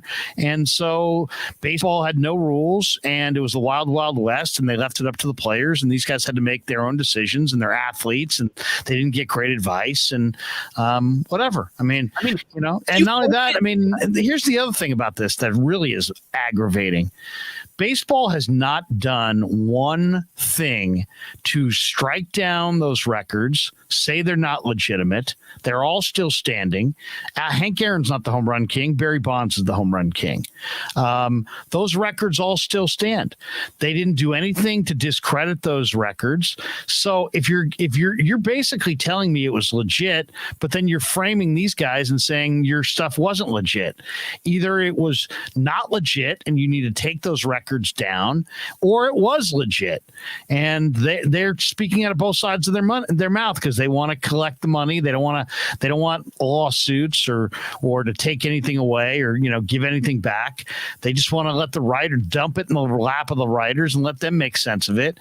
It's grossly unfair. It's put the writers in a bad position, and it's ruined the record book for MLB.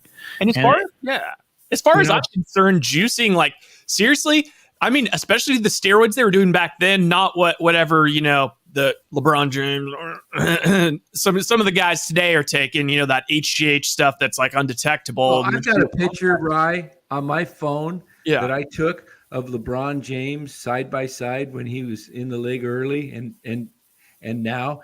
His arms are twice the size. It's not even that. But he's not taking it. He's not. He's not taking any drugs. I'm not throwing anything out there, but I'm just saying it was suspicious he wasn't injured ever in his career for like 20 years. But I'll leave it at that. But Sean Proctor, by the way, donates $5. He says the writers in the Hall of Fame are absolute clowns. Ortiz, Bagwell, Biggio, they're all users. They're all in. Bonds is a top 3 player of all time. It's disgusting. We know what it is. It's called selective morality. And here's the bottom line. Gambling is one of the elements that made baseball popular. Now baseball has gambling kiosks in stadiums. So I know it used to be the third rail. I know it used to be taboo, but now baseball has embraced gambling, and they embraced gambling well before the Black Sox scandal. And only when things got out of hand did they push back on it. So So this idea that baseball's always been against gambling, no. Baseball embraced gambling in its early days, and baseball's embracing gambling today. So this era, it's like we're gonna basically say that Bonds and Clemens these guys are the Antichrist because we know they took performance enhancing drugs. I would say handicap it. Were they Hall of Famers with Hall of Fame resumes because they took these drugs? If so, keep them out. Were they Hall of Famers and they took these drugs? If that's the case, put them in. But make a decision. Bonds and Clemens were Hall of Famers. They had accumulated a Hall of Fame resume prior to any association with PEDs, prior to Balco. You can't, in my mind, you can't undo a Hall of Fame resume. Absolutely. I've got his 93. I've got his stats right here. I was just looking. I was going to make this point. In 93, his first year with the Giants, he had 46 home runs and drove in 123 and batted 336 when he was, and that was, you could obviously tell his body was completely different. That is the greatness of Barry Bonds. The greatness of Barry Bonds is not 2001 73 Jacks. That was a false fraud Barry Bonds. That was the substance enhanced Barry Bonds. The real Barry Bonds was the 1993 Barry Bonds, who was also the best player in the game. He was a Gold Glove. He had 37 the next year in 94 and a strike short. He was fucking awesome. He was 95, fucking awesome. 33 homers, then 42 in 96. Yeah, that's what he was. That's pre-drugs. I'm sorry, but those steroids like they were taken back then, those things weren't necessarily safe. Even if you're going through a shady clinic, the guys, they as far as I'm concerned, they traded probably honestly years of their life, or at least years of good health, a lot of them for, the chance to touch greatness, I guess you could say. We're just saying it's just a selective morality. I mean, the Carolina Panthers went to a Super Bowl and it came out that 4/5 of their offensive line were juicing.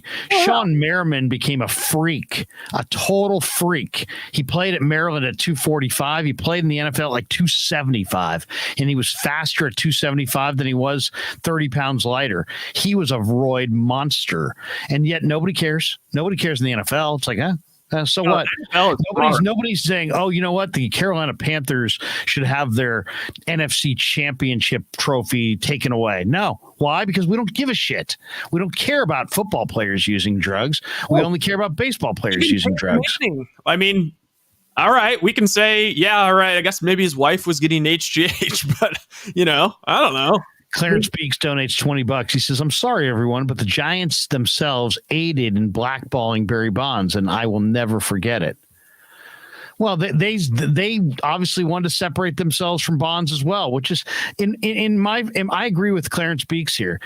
To separate yourself from the guy who built the ballpark after he built the ballpark, after you used him for all he was worth, and you squeezed every nickel you could out of him, and then you turned your back on him in his final year in the big leagues, and now you're trying to put your arm around him.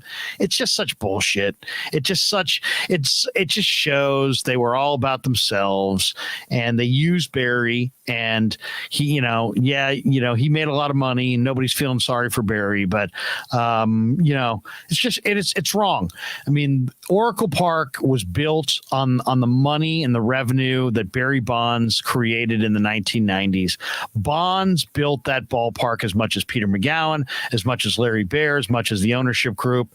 Barry Bonds helped the Giants offset over $100 million in lost revenue by the way he played in the 90s. He helped build that ballpark. It is literally the house that Bonds built.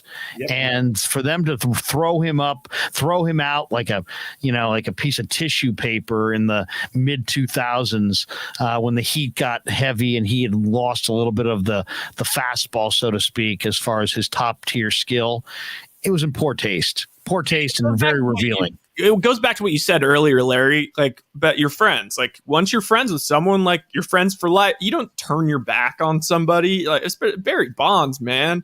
And then they've made good with him since, but so what? So what? I mean, now it's just, now I think everybody's doing it for their own, their own. And I'll say this will, when I look at Bonds. I mean, the year he hit 42 homers and 40 stolen bases, 1996, he wasn't juicing at that point.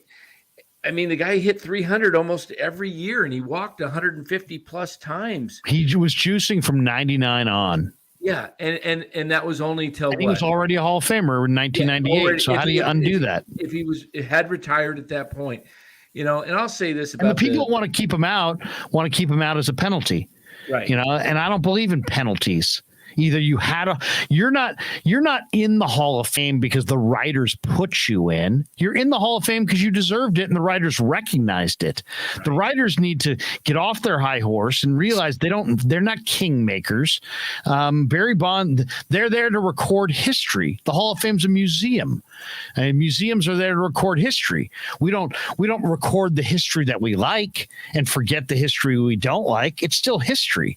You don't see, there's all kinds of negative things during the Civil War and history of this country and how how we've evolved. We don't take only good positive stories in history. We remember other parts of history. And it's like, I think it's sick that they're treating it like it's some special thing, that they're the guardian of, they're like the doorman at the killer club, and they're not going to let you in. Screw you.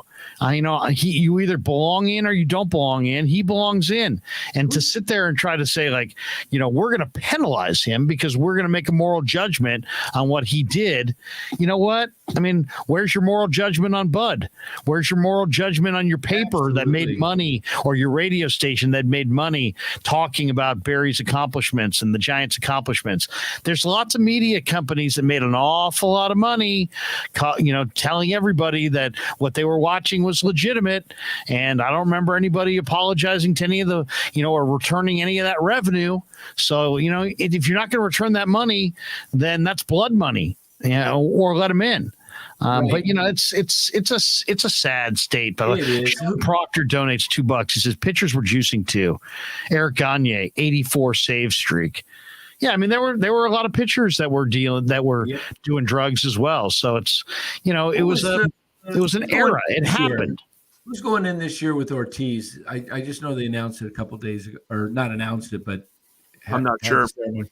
But all these guys that are going in, they should be doing something. You watch this whole thing with the WNBA and how they, all these free Britney. Everybody's got to do more. Sue Bird at the ESPYs, has a speech. Free Britney. These guys that are going into the Hall of Fame should be saying. For people who don't know that story, Danny, Brittany Griner got arrested in the Soviet Union, right, for drug use. She was transporting drugs. It was a weed pen. What's that? It was a weed pen. Right. But I mean, yeah. You know what? I'm not saying that it was terrible, but if you're take responsibility for your actions. If you are going to transport drugs, across, country lines and bring them, hide them in your bag and bring them into a country, you know what? You should know the laws of that country, and you should know what you're potentially risking, and you should make that decision with your eyes open. But, I'm not saying that she deserved what she got, but it wasn't like she didn't break the law. She did break their law, right? Yeah, right. It's their law. I mean, when I went to Singapore, it was like, don't spit in the street, or don't do this, or, don't throw anything, don't litter. You throw a piece of paper down on the ground, and someone sees you, they can arrest you.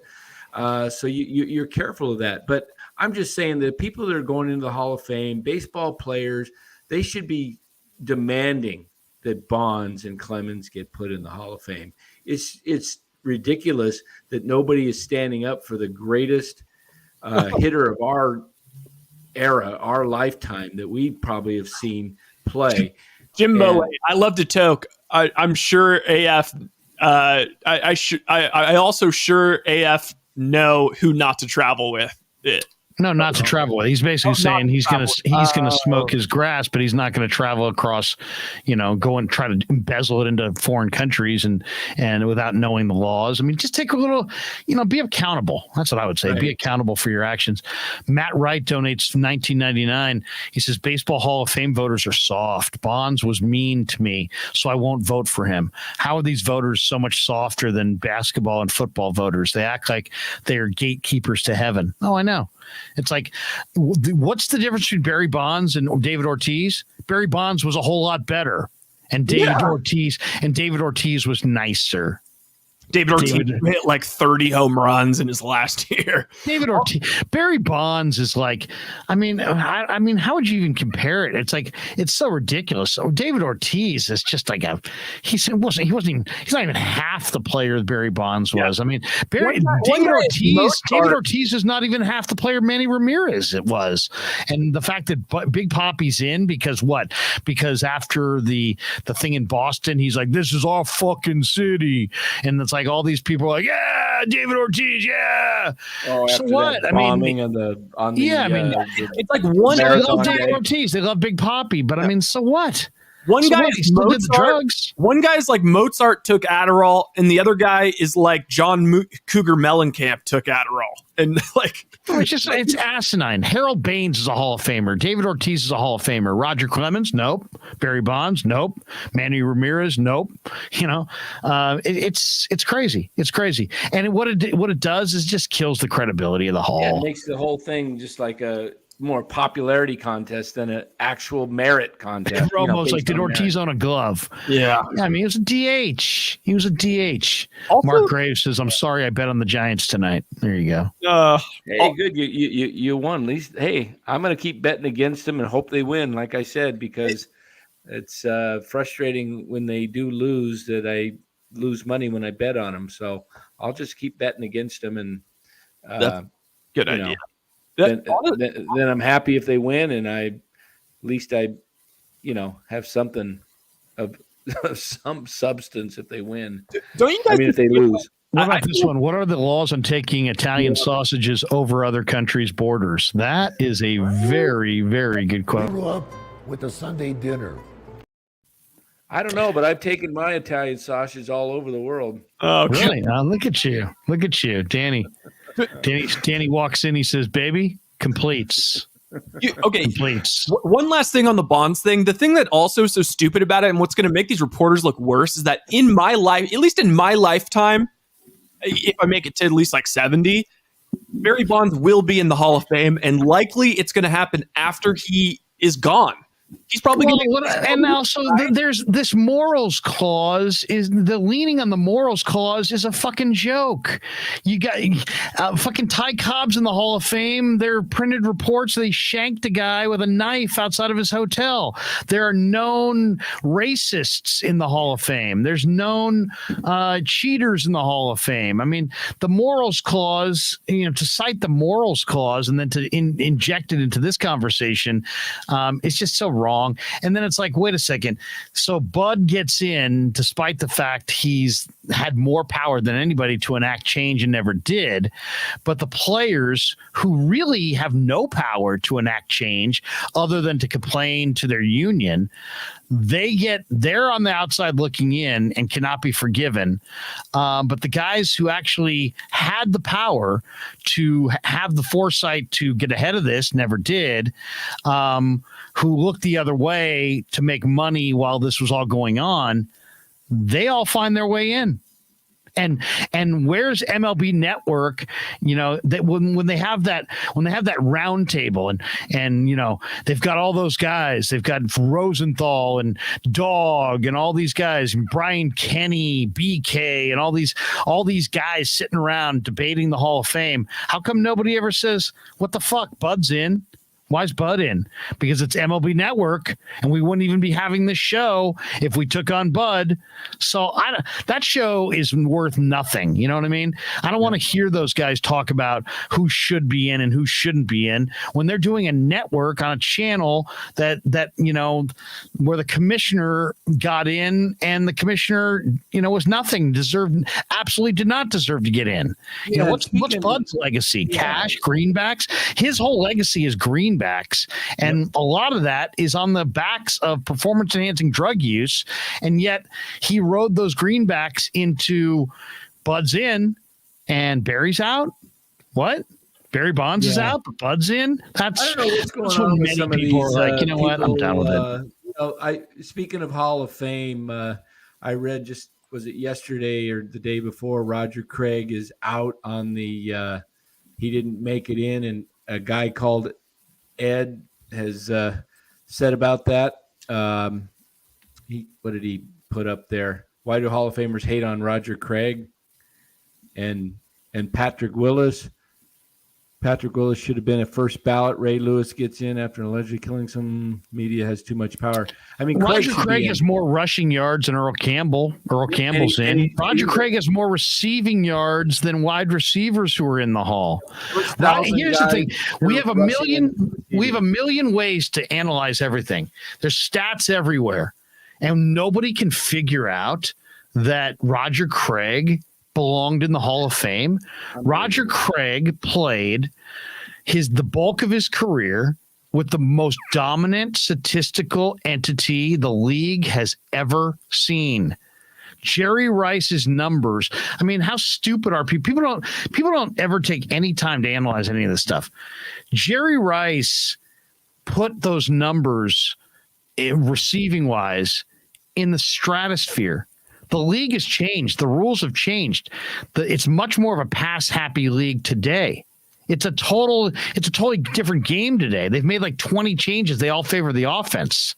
And yet still, Jerry Rice, to this day, holds all the receiving records outside of a one here or there. They're all Jerry's. And despite the fact that we've had 20 years of nothing but, pass happy, easy to pass rules, and yet still the receivers haven't caught his records. So that tells you that he was the most dominant statistical guy of all time. Anybody who covers football, it's rare that you go into a locker room and the running backs and the receivers both had huge days. You go into a locker room, if the running backs had 120 yards and 2 touchdowns, the receiver probably had 3 catches for 56 yards. If the receiver has 14 catches for 210 yards and 3 touchdowns, odds are the running back had, 18 carries for 72 yards. It's rare that a running back and a wide receiver on the same team consistently put up numbers.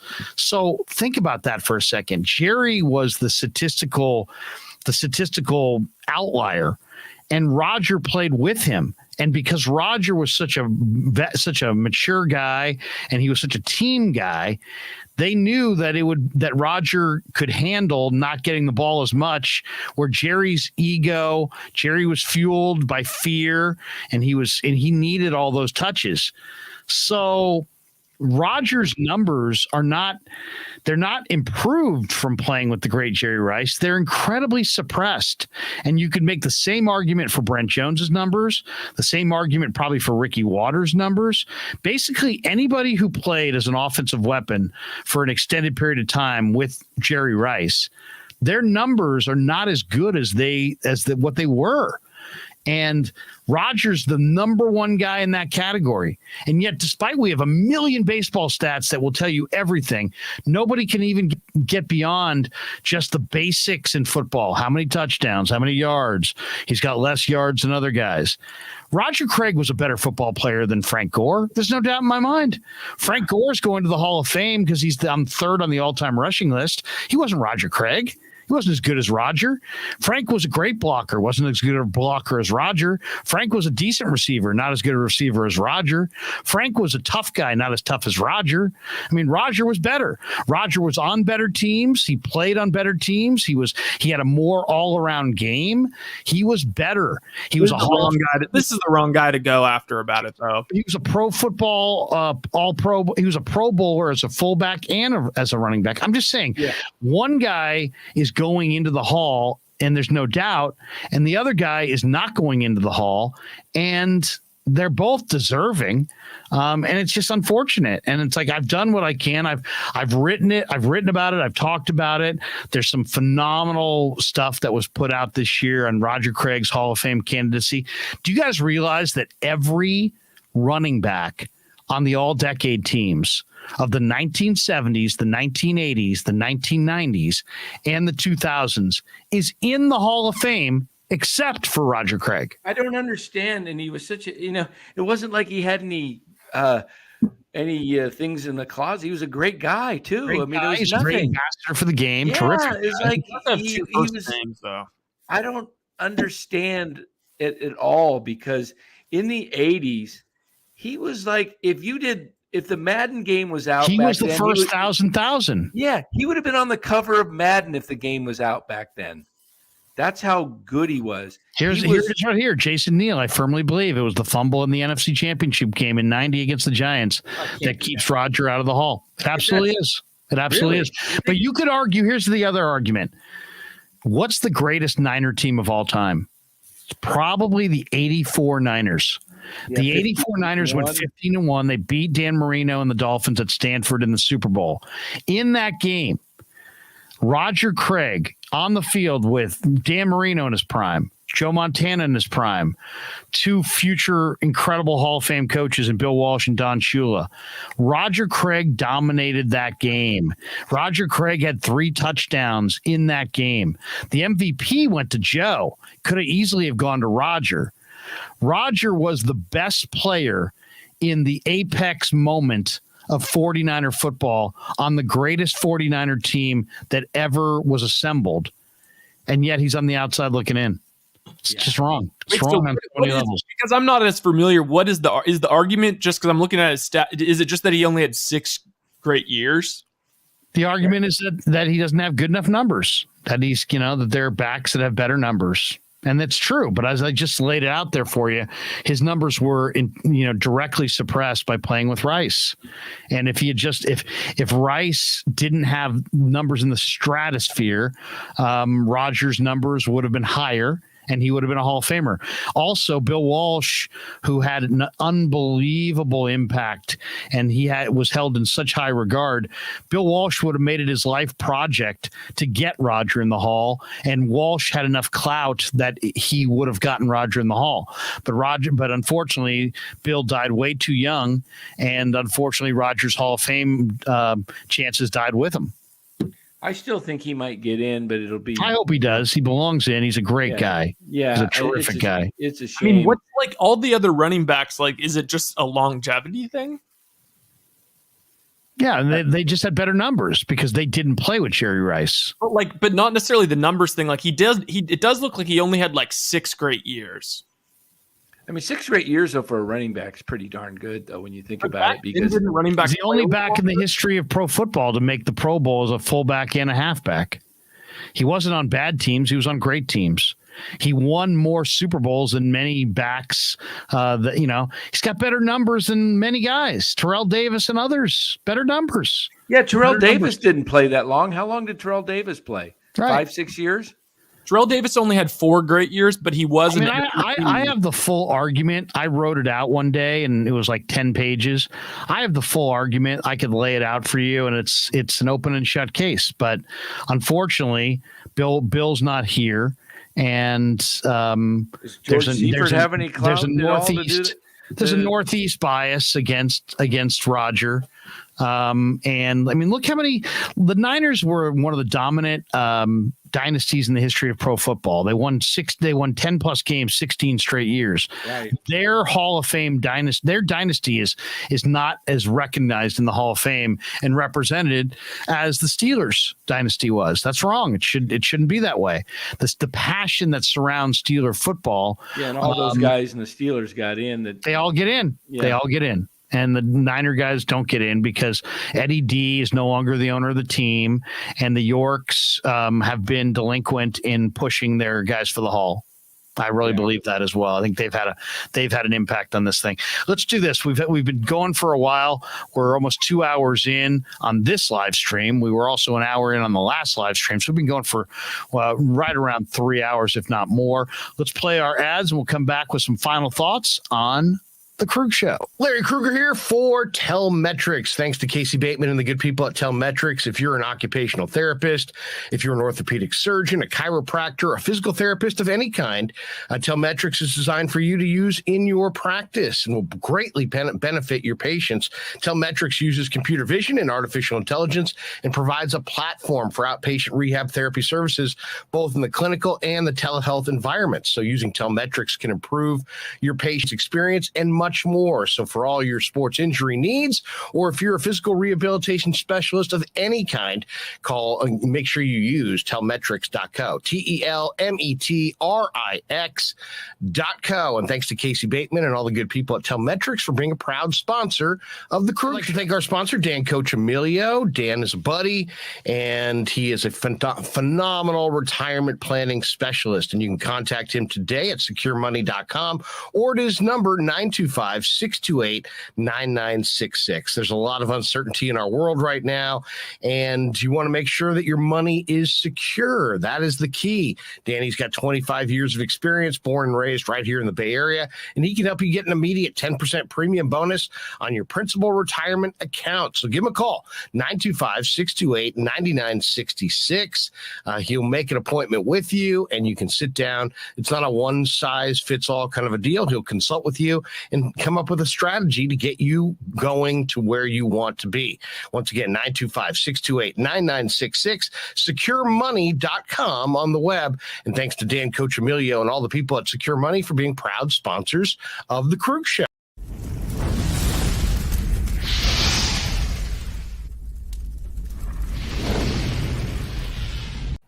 And thanks to Tony Cassera and the good people at Cassera's Italian Menswear. They are housing the Krueg Show t-shirts, and they're a proud sponsor of the show as well. The Krueg Show t-shirt, the Krueg Show podcast t-shirt is available there at their store in Dublin. Their address is 7372 San Ramon Road in Dublin, California. And go see Tony Cassera and get yourself a Krueg Show t-shirt and support the show. And special thanks to our sponsor, New York Style Italian Sausage. That's right, NewYorkStyleSausage.com is their website. Phenomenal product, whether it's the breakfast sausage, the Italian mild, the Italian spicy, the chorizo. You cannot go wrong with New York Style Italian Sausage.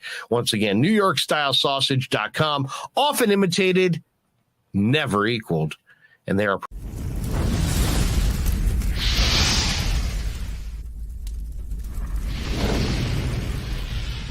We grew up with a Sunday dinner.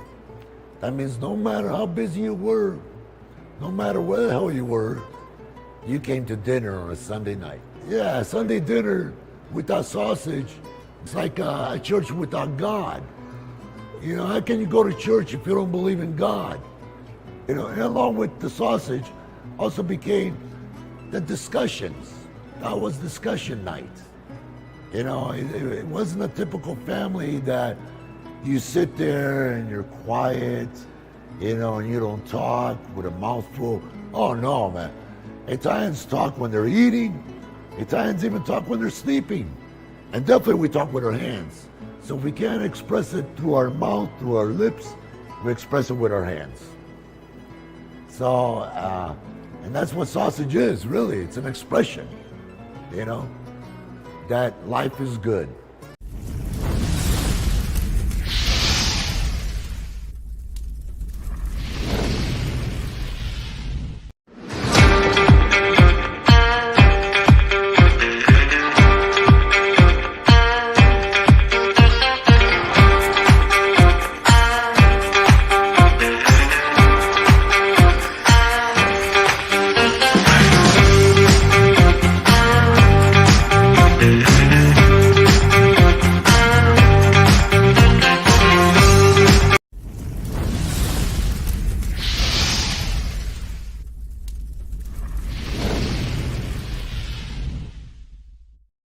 All right, welcome back to the Krueg Show. Larry Krueger, Dan Coccimilgio, Ryan Smith in the final stretch here on the show for this evening. Let's hit the chat one more time. Matt Wright donates $1.99. He says, in the 1989 49ers were also elite. Steelers can choke on it. I like that, choke on it. Mark Graves says, if the Niners were the New York 49ers, these guys would all be in. Hard to disagree with that one. Matthew Mears, pads in practice tomorrow there? I believe so, right, Ryan? I think we're going to see pads tomorrow in practice. Val Ramos, a very good one here. No, wait a second. Val Ramos, what happened there? What happened? Did somebody just jump in and try to jump? Not me. Was that you, Danny? Damn it. My hands are. Larry, do you eat chorizo with eggs? Ooh, I love chorizo with eggs. Ashley Keating says, Larry, I've heard some people say Barry Bonds isn't in the Hall of Fame because of how he treated the media.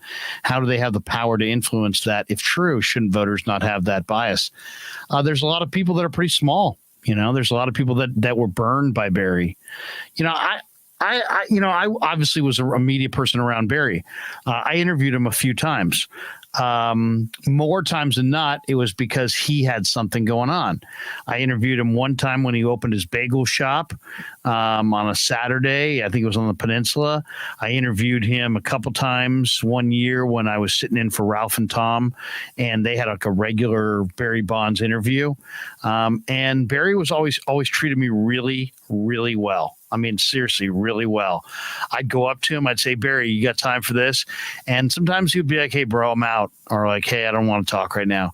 He never would just blow you off, like stare at you and not say anything. But also, he's not the only guy who blew people off. Jeff Kent blew people off left and right.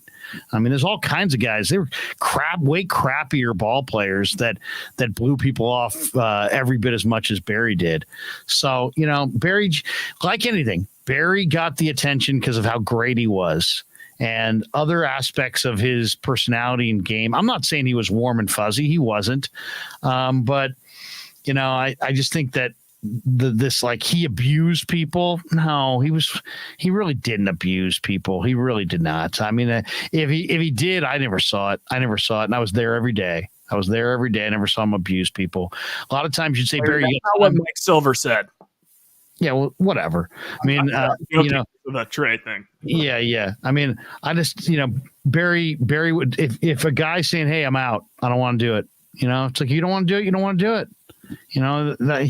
Part of it is like, do you want to talk? Do you want to talk? Great. If you don't want to talk, fine. I mean, it's no big deal. I mean, it really isn't. Romo 2001, Pasquale deserves to be in the Hall of Fame just for the mild Italian sausage, not to mention the spicy and the Don Juan chorizo. Yeah, the mild Italian sausage is good. The spicy Italian sausage is very good as well. Krug, Ryan, Dan, great show. Double great. Jaguayo 56. Hope you guys stay blessed. Hey, Jaguayo, we're glad that we're bringing you joy, my friend. And hey, Jaguayo, my offer is still good for you. If you want some tickets to go to a Giants game, come up from, I think you said you're down there by Monterey area, I think, if I recall. You want to get to a Giants game, let us know in the show, and we'll set you up. We'll hook you up for 2 tickets in my seats, okay? There you go. How about that? You can't beat that, Jaguayo. And I know you're busy and stuff, but don't be afraid to hit up Danny. He's not saying this as a gesture and doesn't want to carry through. Danny's heart's in it, and he's invested in you. So, Jaguayo, if you would like to take your kid to a game and just contact us whatever way you want, and Danny will get you a couple tickets. We'd love to set you up on a game because we realize you're we're bringing you some joy on this thing, and life's tough for a lot of people, and Danny's heart's in the right place. So he absolutely, when he offers that, it's not like a hey, if you ever need anything, I'd glad to help you. There's all kinds of people who throw that out. Hey, if you ever need anything, I'll glad to help you. Oh, really? Could you help me with this? No, Dan actually would like to help you. So if there's anything, Jaguayo, that any game you'd like to go to or whatever, contact us, and I'm sure Danny will make it happen for you. Scott Proctor, trying to pick chicks up in the chat, says, hey, what's up, Ashley? There you go. He saw Ashley there, and he said, hey, Hey, I'm Sean Proctor down here, and But what's up? But Sean's got his gal with him. Let's not.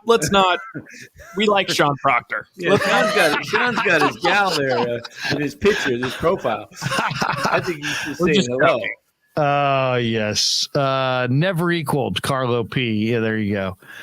Never equaled. We grew up with a Sunday dinner. That means no matter how busy you were, no matter where the hell you were, Or you showed up for dinner. Hey, I got a thought real quick. What? I don't know if we have time here, but you have thoughts? Wait a second. We have one more. Matt Wright, $4.99. Are we going to get a Cy versus Steinmetz smackdown about the Warriors soon? Yeah, because remember Steinmetz picked the Mavericks at 5, and Cy was like slapping him around. He was just slapping him around in their show. Oh my goodness. That was hilarious. He was like, he's a brother. He went off on. He doesn't know nothing. Matthew Mears, Scott Proctor says, "Thanks, Rye. Thanks for backing me up." Matthew Mears says, "Too bad Ashley's a guy with a burner account." Okay, either way. Somebody in there, I don't remember who it was. He said, "I stepped out, just came back in," and he said something. Did you guys talk about Draymond since we just mentioned the Warriors? No, I talked a lot about it today on 95.7 The Game. I sat in for Willard with Dan Dibley, and we talked a lot about it. I did hear you a little bit. I know you said I heard bits of it, and I wasn't able to catch all of it, but if you follow, sorry to interrupt you, but if you follow our channel, on the Krueg Show on Twitter or on YouTube, just go to our page, and there's a video of me and Dibley talking about Draymond today, and you can listen to that for 10-15 minutes, and it's a full breakdown of a pretty good conversation that Danny and I had this morning about Draymond, where he's going, and what their choices are, and it's a complicated deal. I did hear part of it. Yeah, I did hear part of it because I know it was a good conversation. Talking about Clay as well, a little bit there, and I see. My take on it is, there's no way at this time I would extend Draymond with. I know he's got 2 years. He's got 2 more years. Let him wait. Let him wait. But you can have I would make him and Clay wait. Yeah, they're both definitely, because they're older, and make them prove it. Make them come out and play with a force to earn that extension. Don't give it to them now. No, I agree. Blake Lewis says, "Hey guys, really been enjoying the show. Never miss any of you going Saturday for the Will Clark retirement number game. Have a good one." I wasn't planning on going Saturday because we got training camp. I think my kid also plays a lot of baseball this weekend. We're gonna have to figure out how to balance training camp. I think it's a 6:00 game Saturday. Oh, is it? Night. Yeah. Are you sure about that? Check that out, Danny. Check that out. Okay, right here. Schedule. Sean Proctor says, "I missed what you said today. Can you recap it, Larry?" Well, I was just saying that, let Draymond wait. Let him wait. He's a great player. I love him. I really think he's key. I would probably pay him. But and I would probably pay him and not Clay. Why? Because I think you can replace Clay, a 2 guard that doesn't make other guys better, easier than Draymond, who's a distributor, a rebounder, a shot blocker. He's got tremendous will. He's your number one distributor. He's your leading assist man. I really think, based on what I saw this year, I think Draymond, I'd make them both wait, but right now, I think Draymond's more difficult to replace than Clay, and I love Clay, man. Clay is like one of my favorites of all time. I mean, seriously, he's a favorite player. He's a favorite person. Oh yeah, exactly. I mean, Klay Thompson. My kids actually did a little basketball camp at the Warrior facility one year, or actually a couple of years in a row, when they were little boys, and Klay Thompson and Steph were there, and Ray Ritter invited us because we were the flagship station at the time. And it was basically for season ticket holders and their kids. But man, Clay and Steph were just so awesome around the kids. I mean, it was just like, it was so cool. I mean, they really, Clay is like a jumbo little kid. Yeah. And he just, he had so much fun and made the boys feel really comfortable, and just, both, there's just, Klay Thompson and Steph Curry are special players, but they're even beyond that. They're special people. Not that Draymond's not, but those guys are special. I'll say this to the Warriors. I know that they're going to have statues of Curry and Green and Clay and maybe Andre and maybe even Durant. Maybe they make one of all 5 of them together. I hope they have, when they have individual statues, I want to see a statue of Steph and Clay together. I think just because of Steph's going to need his own. No, they'll have their own. They'll have their own. Oh, but I hope they have a second one of them together as the splash and a third one with all 3. Yeah. I mean, it would be kind of cool just to have statues all over there. Like, when you go out there behind McCovey Cove, there's, a lot of different Saturday night is a 5 p.m. ceremony, 6 p.m. first pitch. Yeah, Ashley says, I'm a real person. What the fuck, guys? I'm in the chat all the time. Even went to UCSB like Ryan. Just found Larry through Grant a while back. Ashley, thanks for being a fan. And don't listen to any of us. We're a bunch of donkeys. Yeah. And Mark Graves says, welcome, Ashley. It's too late. Also, it was a great comment we missed. Matt Wright, because Matt Wright was dropping some dough, overshadowed by MF, because of course anyone would be. But he says, I don't know how much I spent tonight, but I guarantee beer helped. How much? That is awesome. Hey, that is awesome. MF's been gone for a while. It looks like. Yeah, he must have fell asleep or something. Yeah, exactly. A couple last ones. Before Steph was Steph, he had a Nike camp at my school with his dad, and he was awesome. So engaged and so nice. Yeah, I mean, Steph's the real deal, man. He's you can't say enough good things about Steph and Clay. And it's part of the reason they're such a special group. I mean, people can see that those guys are special players, but then if you follow the team like we all do on a daily basis, you're rooting for special people. And Klay Thompson's something. Ashley says, sweet Sean, go Gauchos. Larry, can I ask a 49er question? I always wonder what Kyle focuses on during practice. Is he looking at Trey? Is he looking at quarterbacks the whole time? Or does he walk around and watch everything? That's a great question. Yeah, that's a great question. I know that he used to kind of stand next to Robert Saleh and they would consult quite a bit. Now with Saleh moving on, it seems like Anthony Lynn has become his sounding board.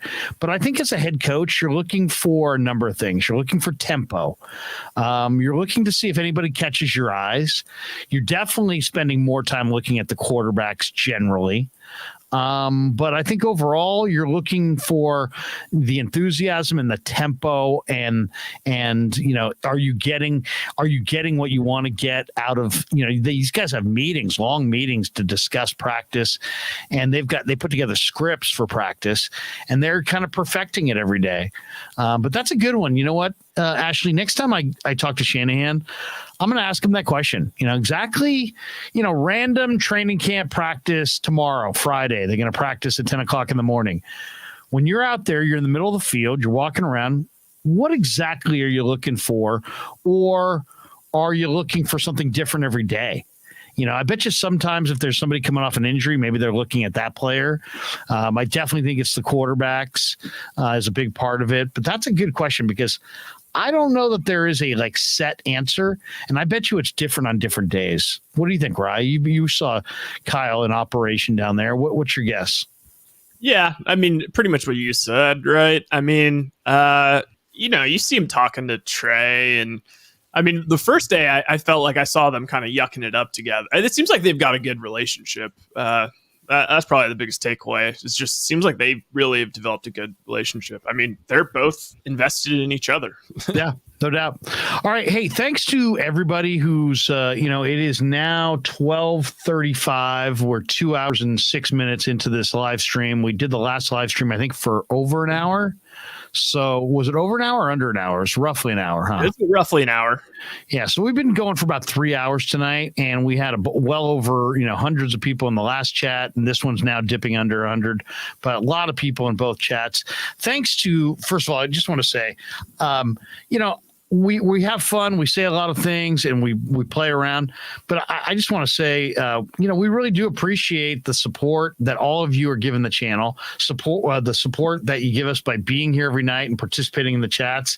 The donations obviously are a great thing for the channel as well. And we appreciate all of you. I don't care if it's $1.99 or if it's $200. It's touching that you guys feel like we're putting together enough good content that, that you're supporting us, and it's just very cool. And everything from guys like Lou Marston, who I've known since I was 5 years old, to Jim Molay, who I went to Sac State with, to people that discovered us like the other day, or through a live stream with Grant Cohn, or I agree with Sean Proctor. He said this stream in the chat is awesome, and so I consider all you guys friends, and I know Rye does well as well, and Danny is really wrapped up. Danny's really wrapped up in himself and his money and his completes. But if he had a human element to him, he also would like you the way me and Ryan do. He's just not quite like us. So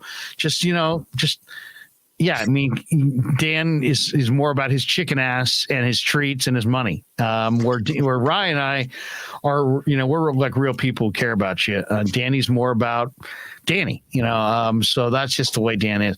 No, I'm just joking, Dan. Hey, where's Faith and Buster? Can we catch a little Faith? Yeah, catch a little Buster here? Hold on. Hey, Faith, come here. Faith. Come on, Faith. Here, girl.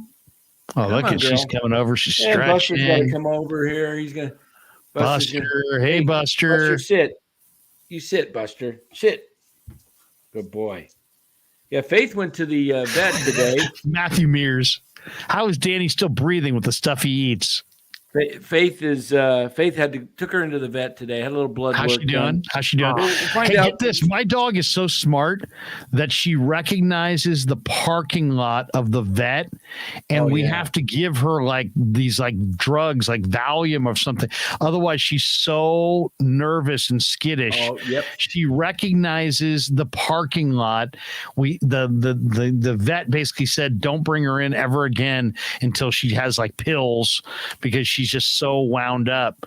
It's amazing how smart dogs are. I know. Yeah, they're incredible. Absolutely. Yep. Where's Ringo? My meal. Hey, what He's been having a rough one. Who said whatever I'm eating? Stuff I'm eating there. You guys should be proud of me. I've had salads the last 4 or 5 salads. Yeah. What are you doing? What the hell's going on with you? You need an intervention?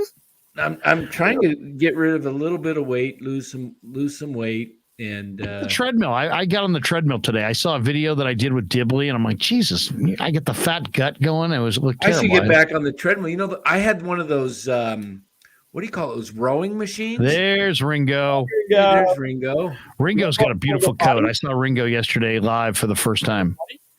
Cool. Ringo's got a great coat. Look at Ringo stretching. Hey, buddy. Ringo's got a great coat, great face. He's a lot more animated in real life. You got to put the headset on him sometime so we can get him on the show and see if I'll talk to him. I got home for the first day of camp, and then I took him on the classic walk around, and of course he hadn't pooped since the morning. Hey, you guys want to hear Buster howl? I can make Buster howl. Yes, but what was funny is Larry was still in the parking lot talking to Len, and I just decided I let Ringo. He wanted to bring a ball out, so I let him take a ball on his walk. So Mercedes, BMW, Porsche. Completes make salad now, Dan? We didn't know that. I can make. You guys want to hear Buster howl? But it's kind of late here. Yeah. I might wake up my neighborhood here, but that's all right. Those people are over. They're over 55. They're not going to work tomorrow. Probably get my wife mad at me here because she don't like it. You run that place. Yeah, that's right. You run that place. All right, here I'm going to put the camera on him. I gotta play a little video. It says guaranteed to make your dogs howl.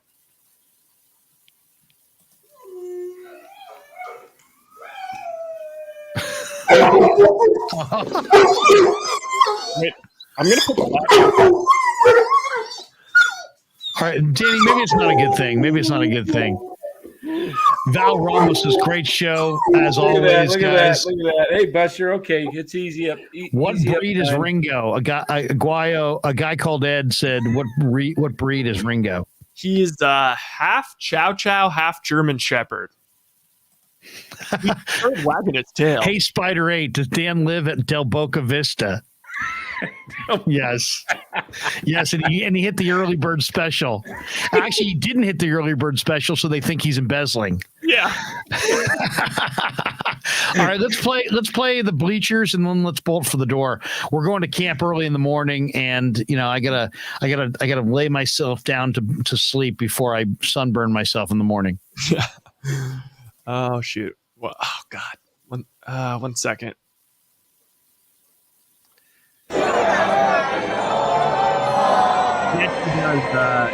Hey, Mark Graves, good to see you still in the chat. Say hello to Mauricio Gabon for me, okay, Mark? All right, let's get fired up here. Let's go. Who wants to be up? Yeah!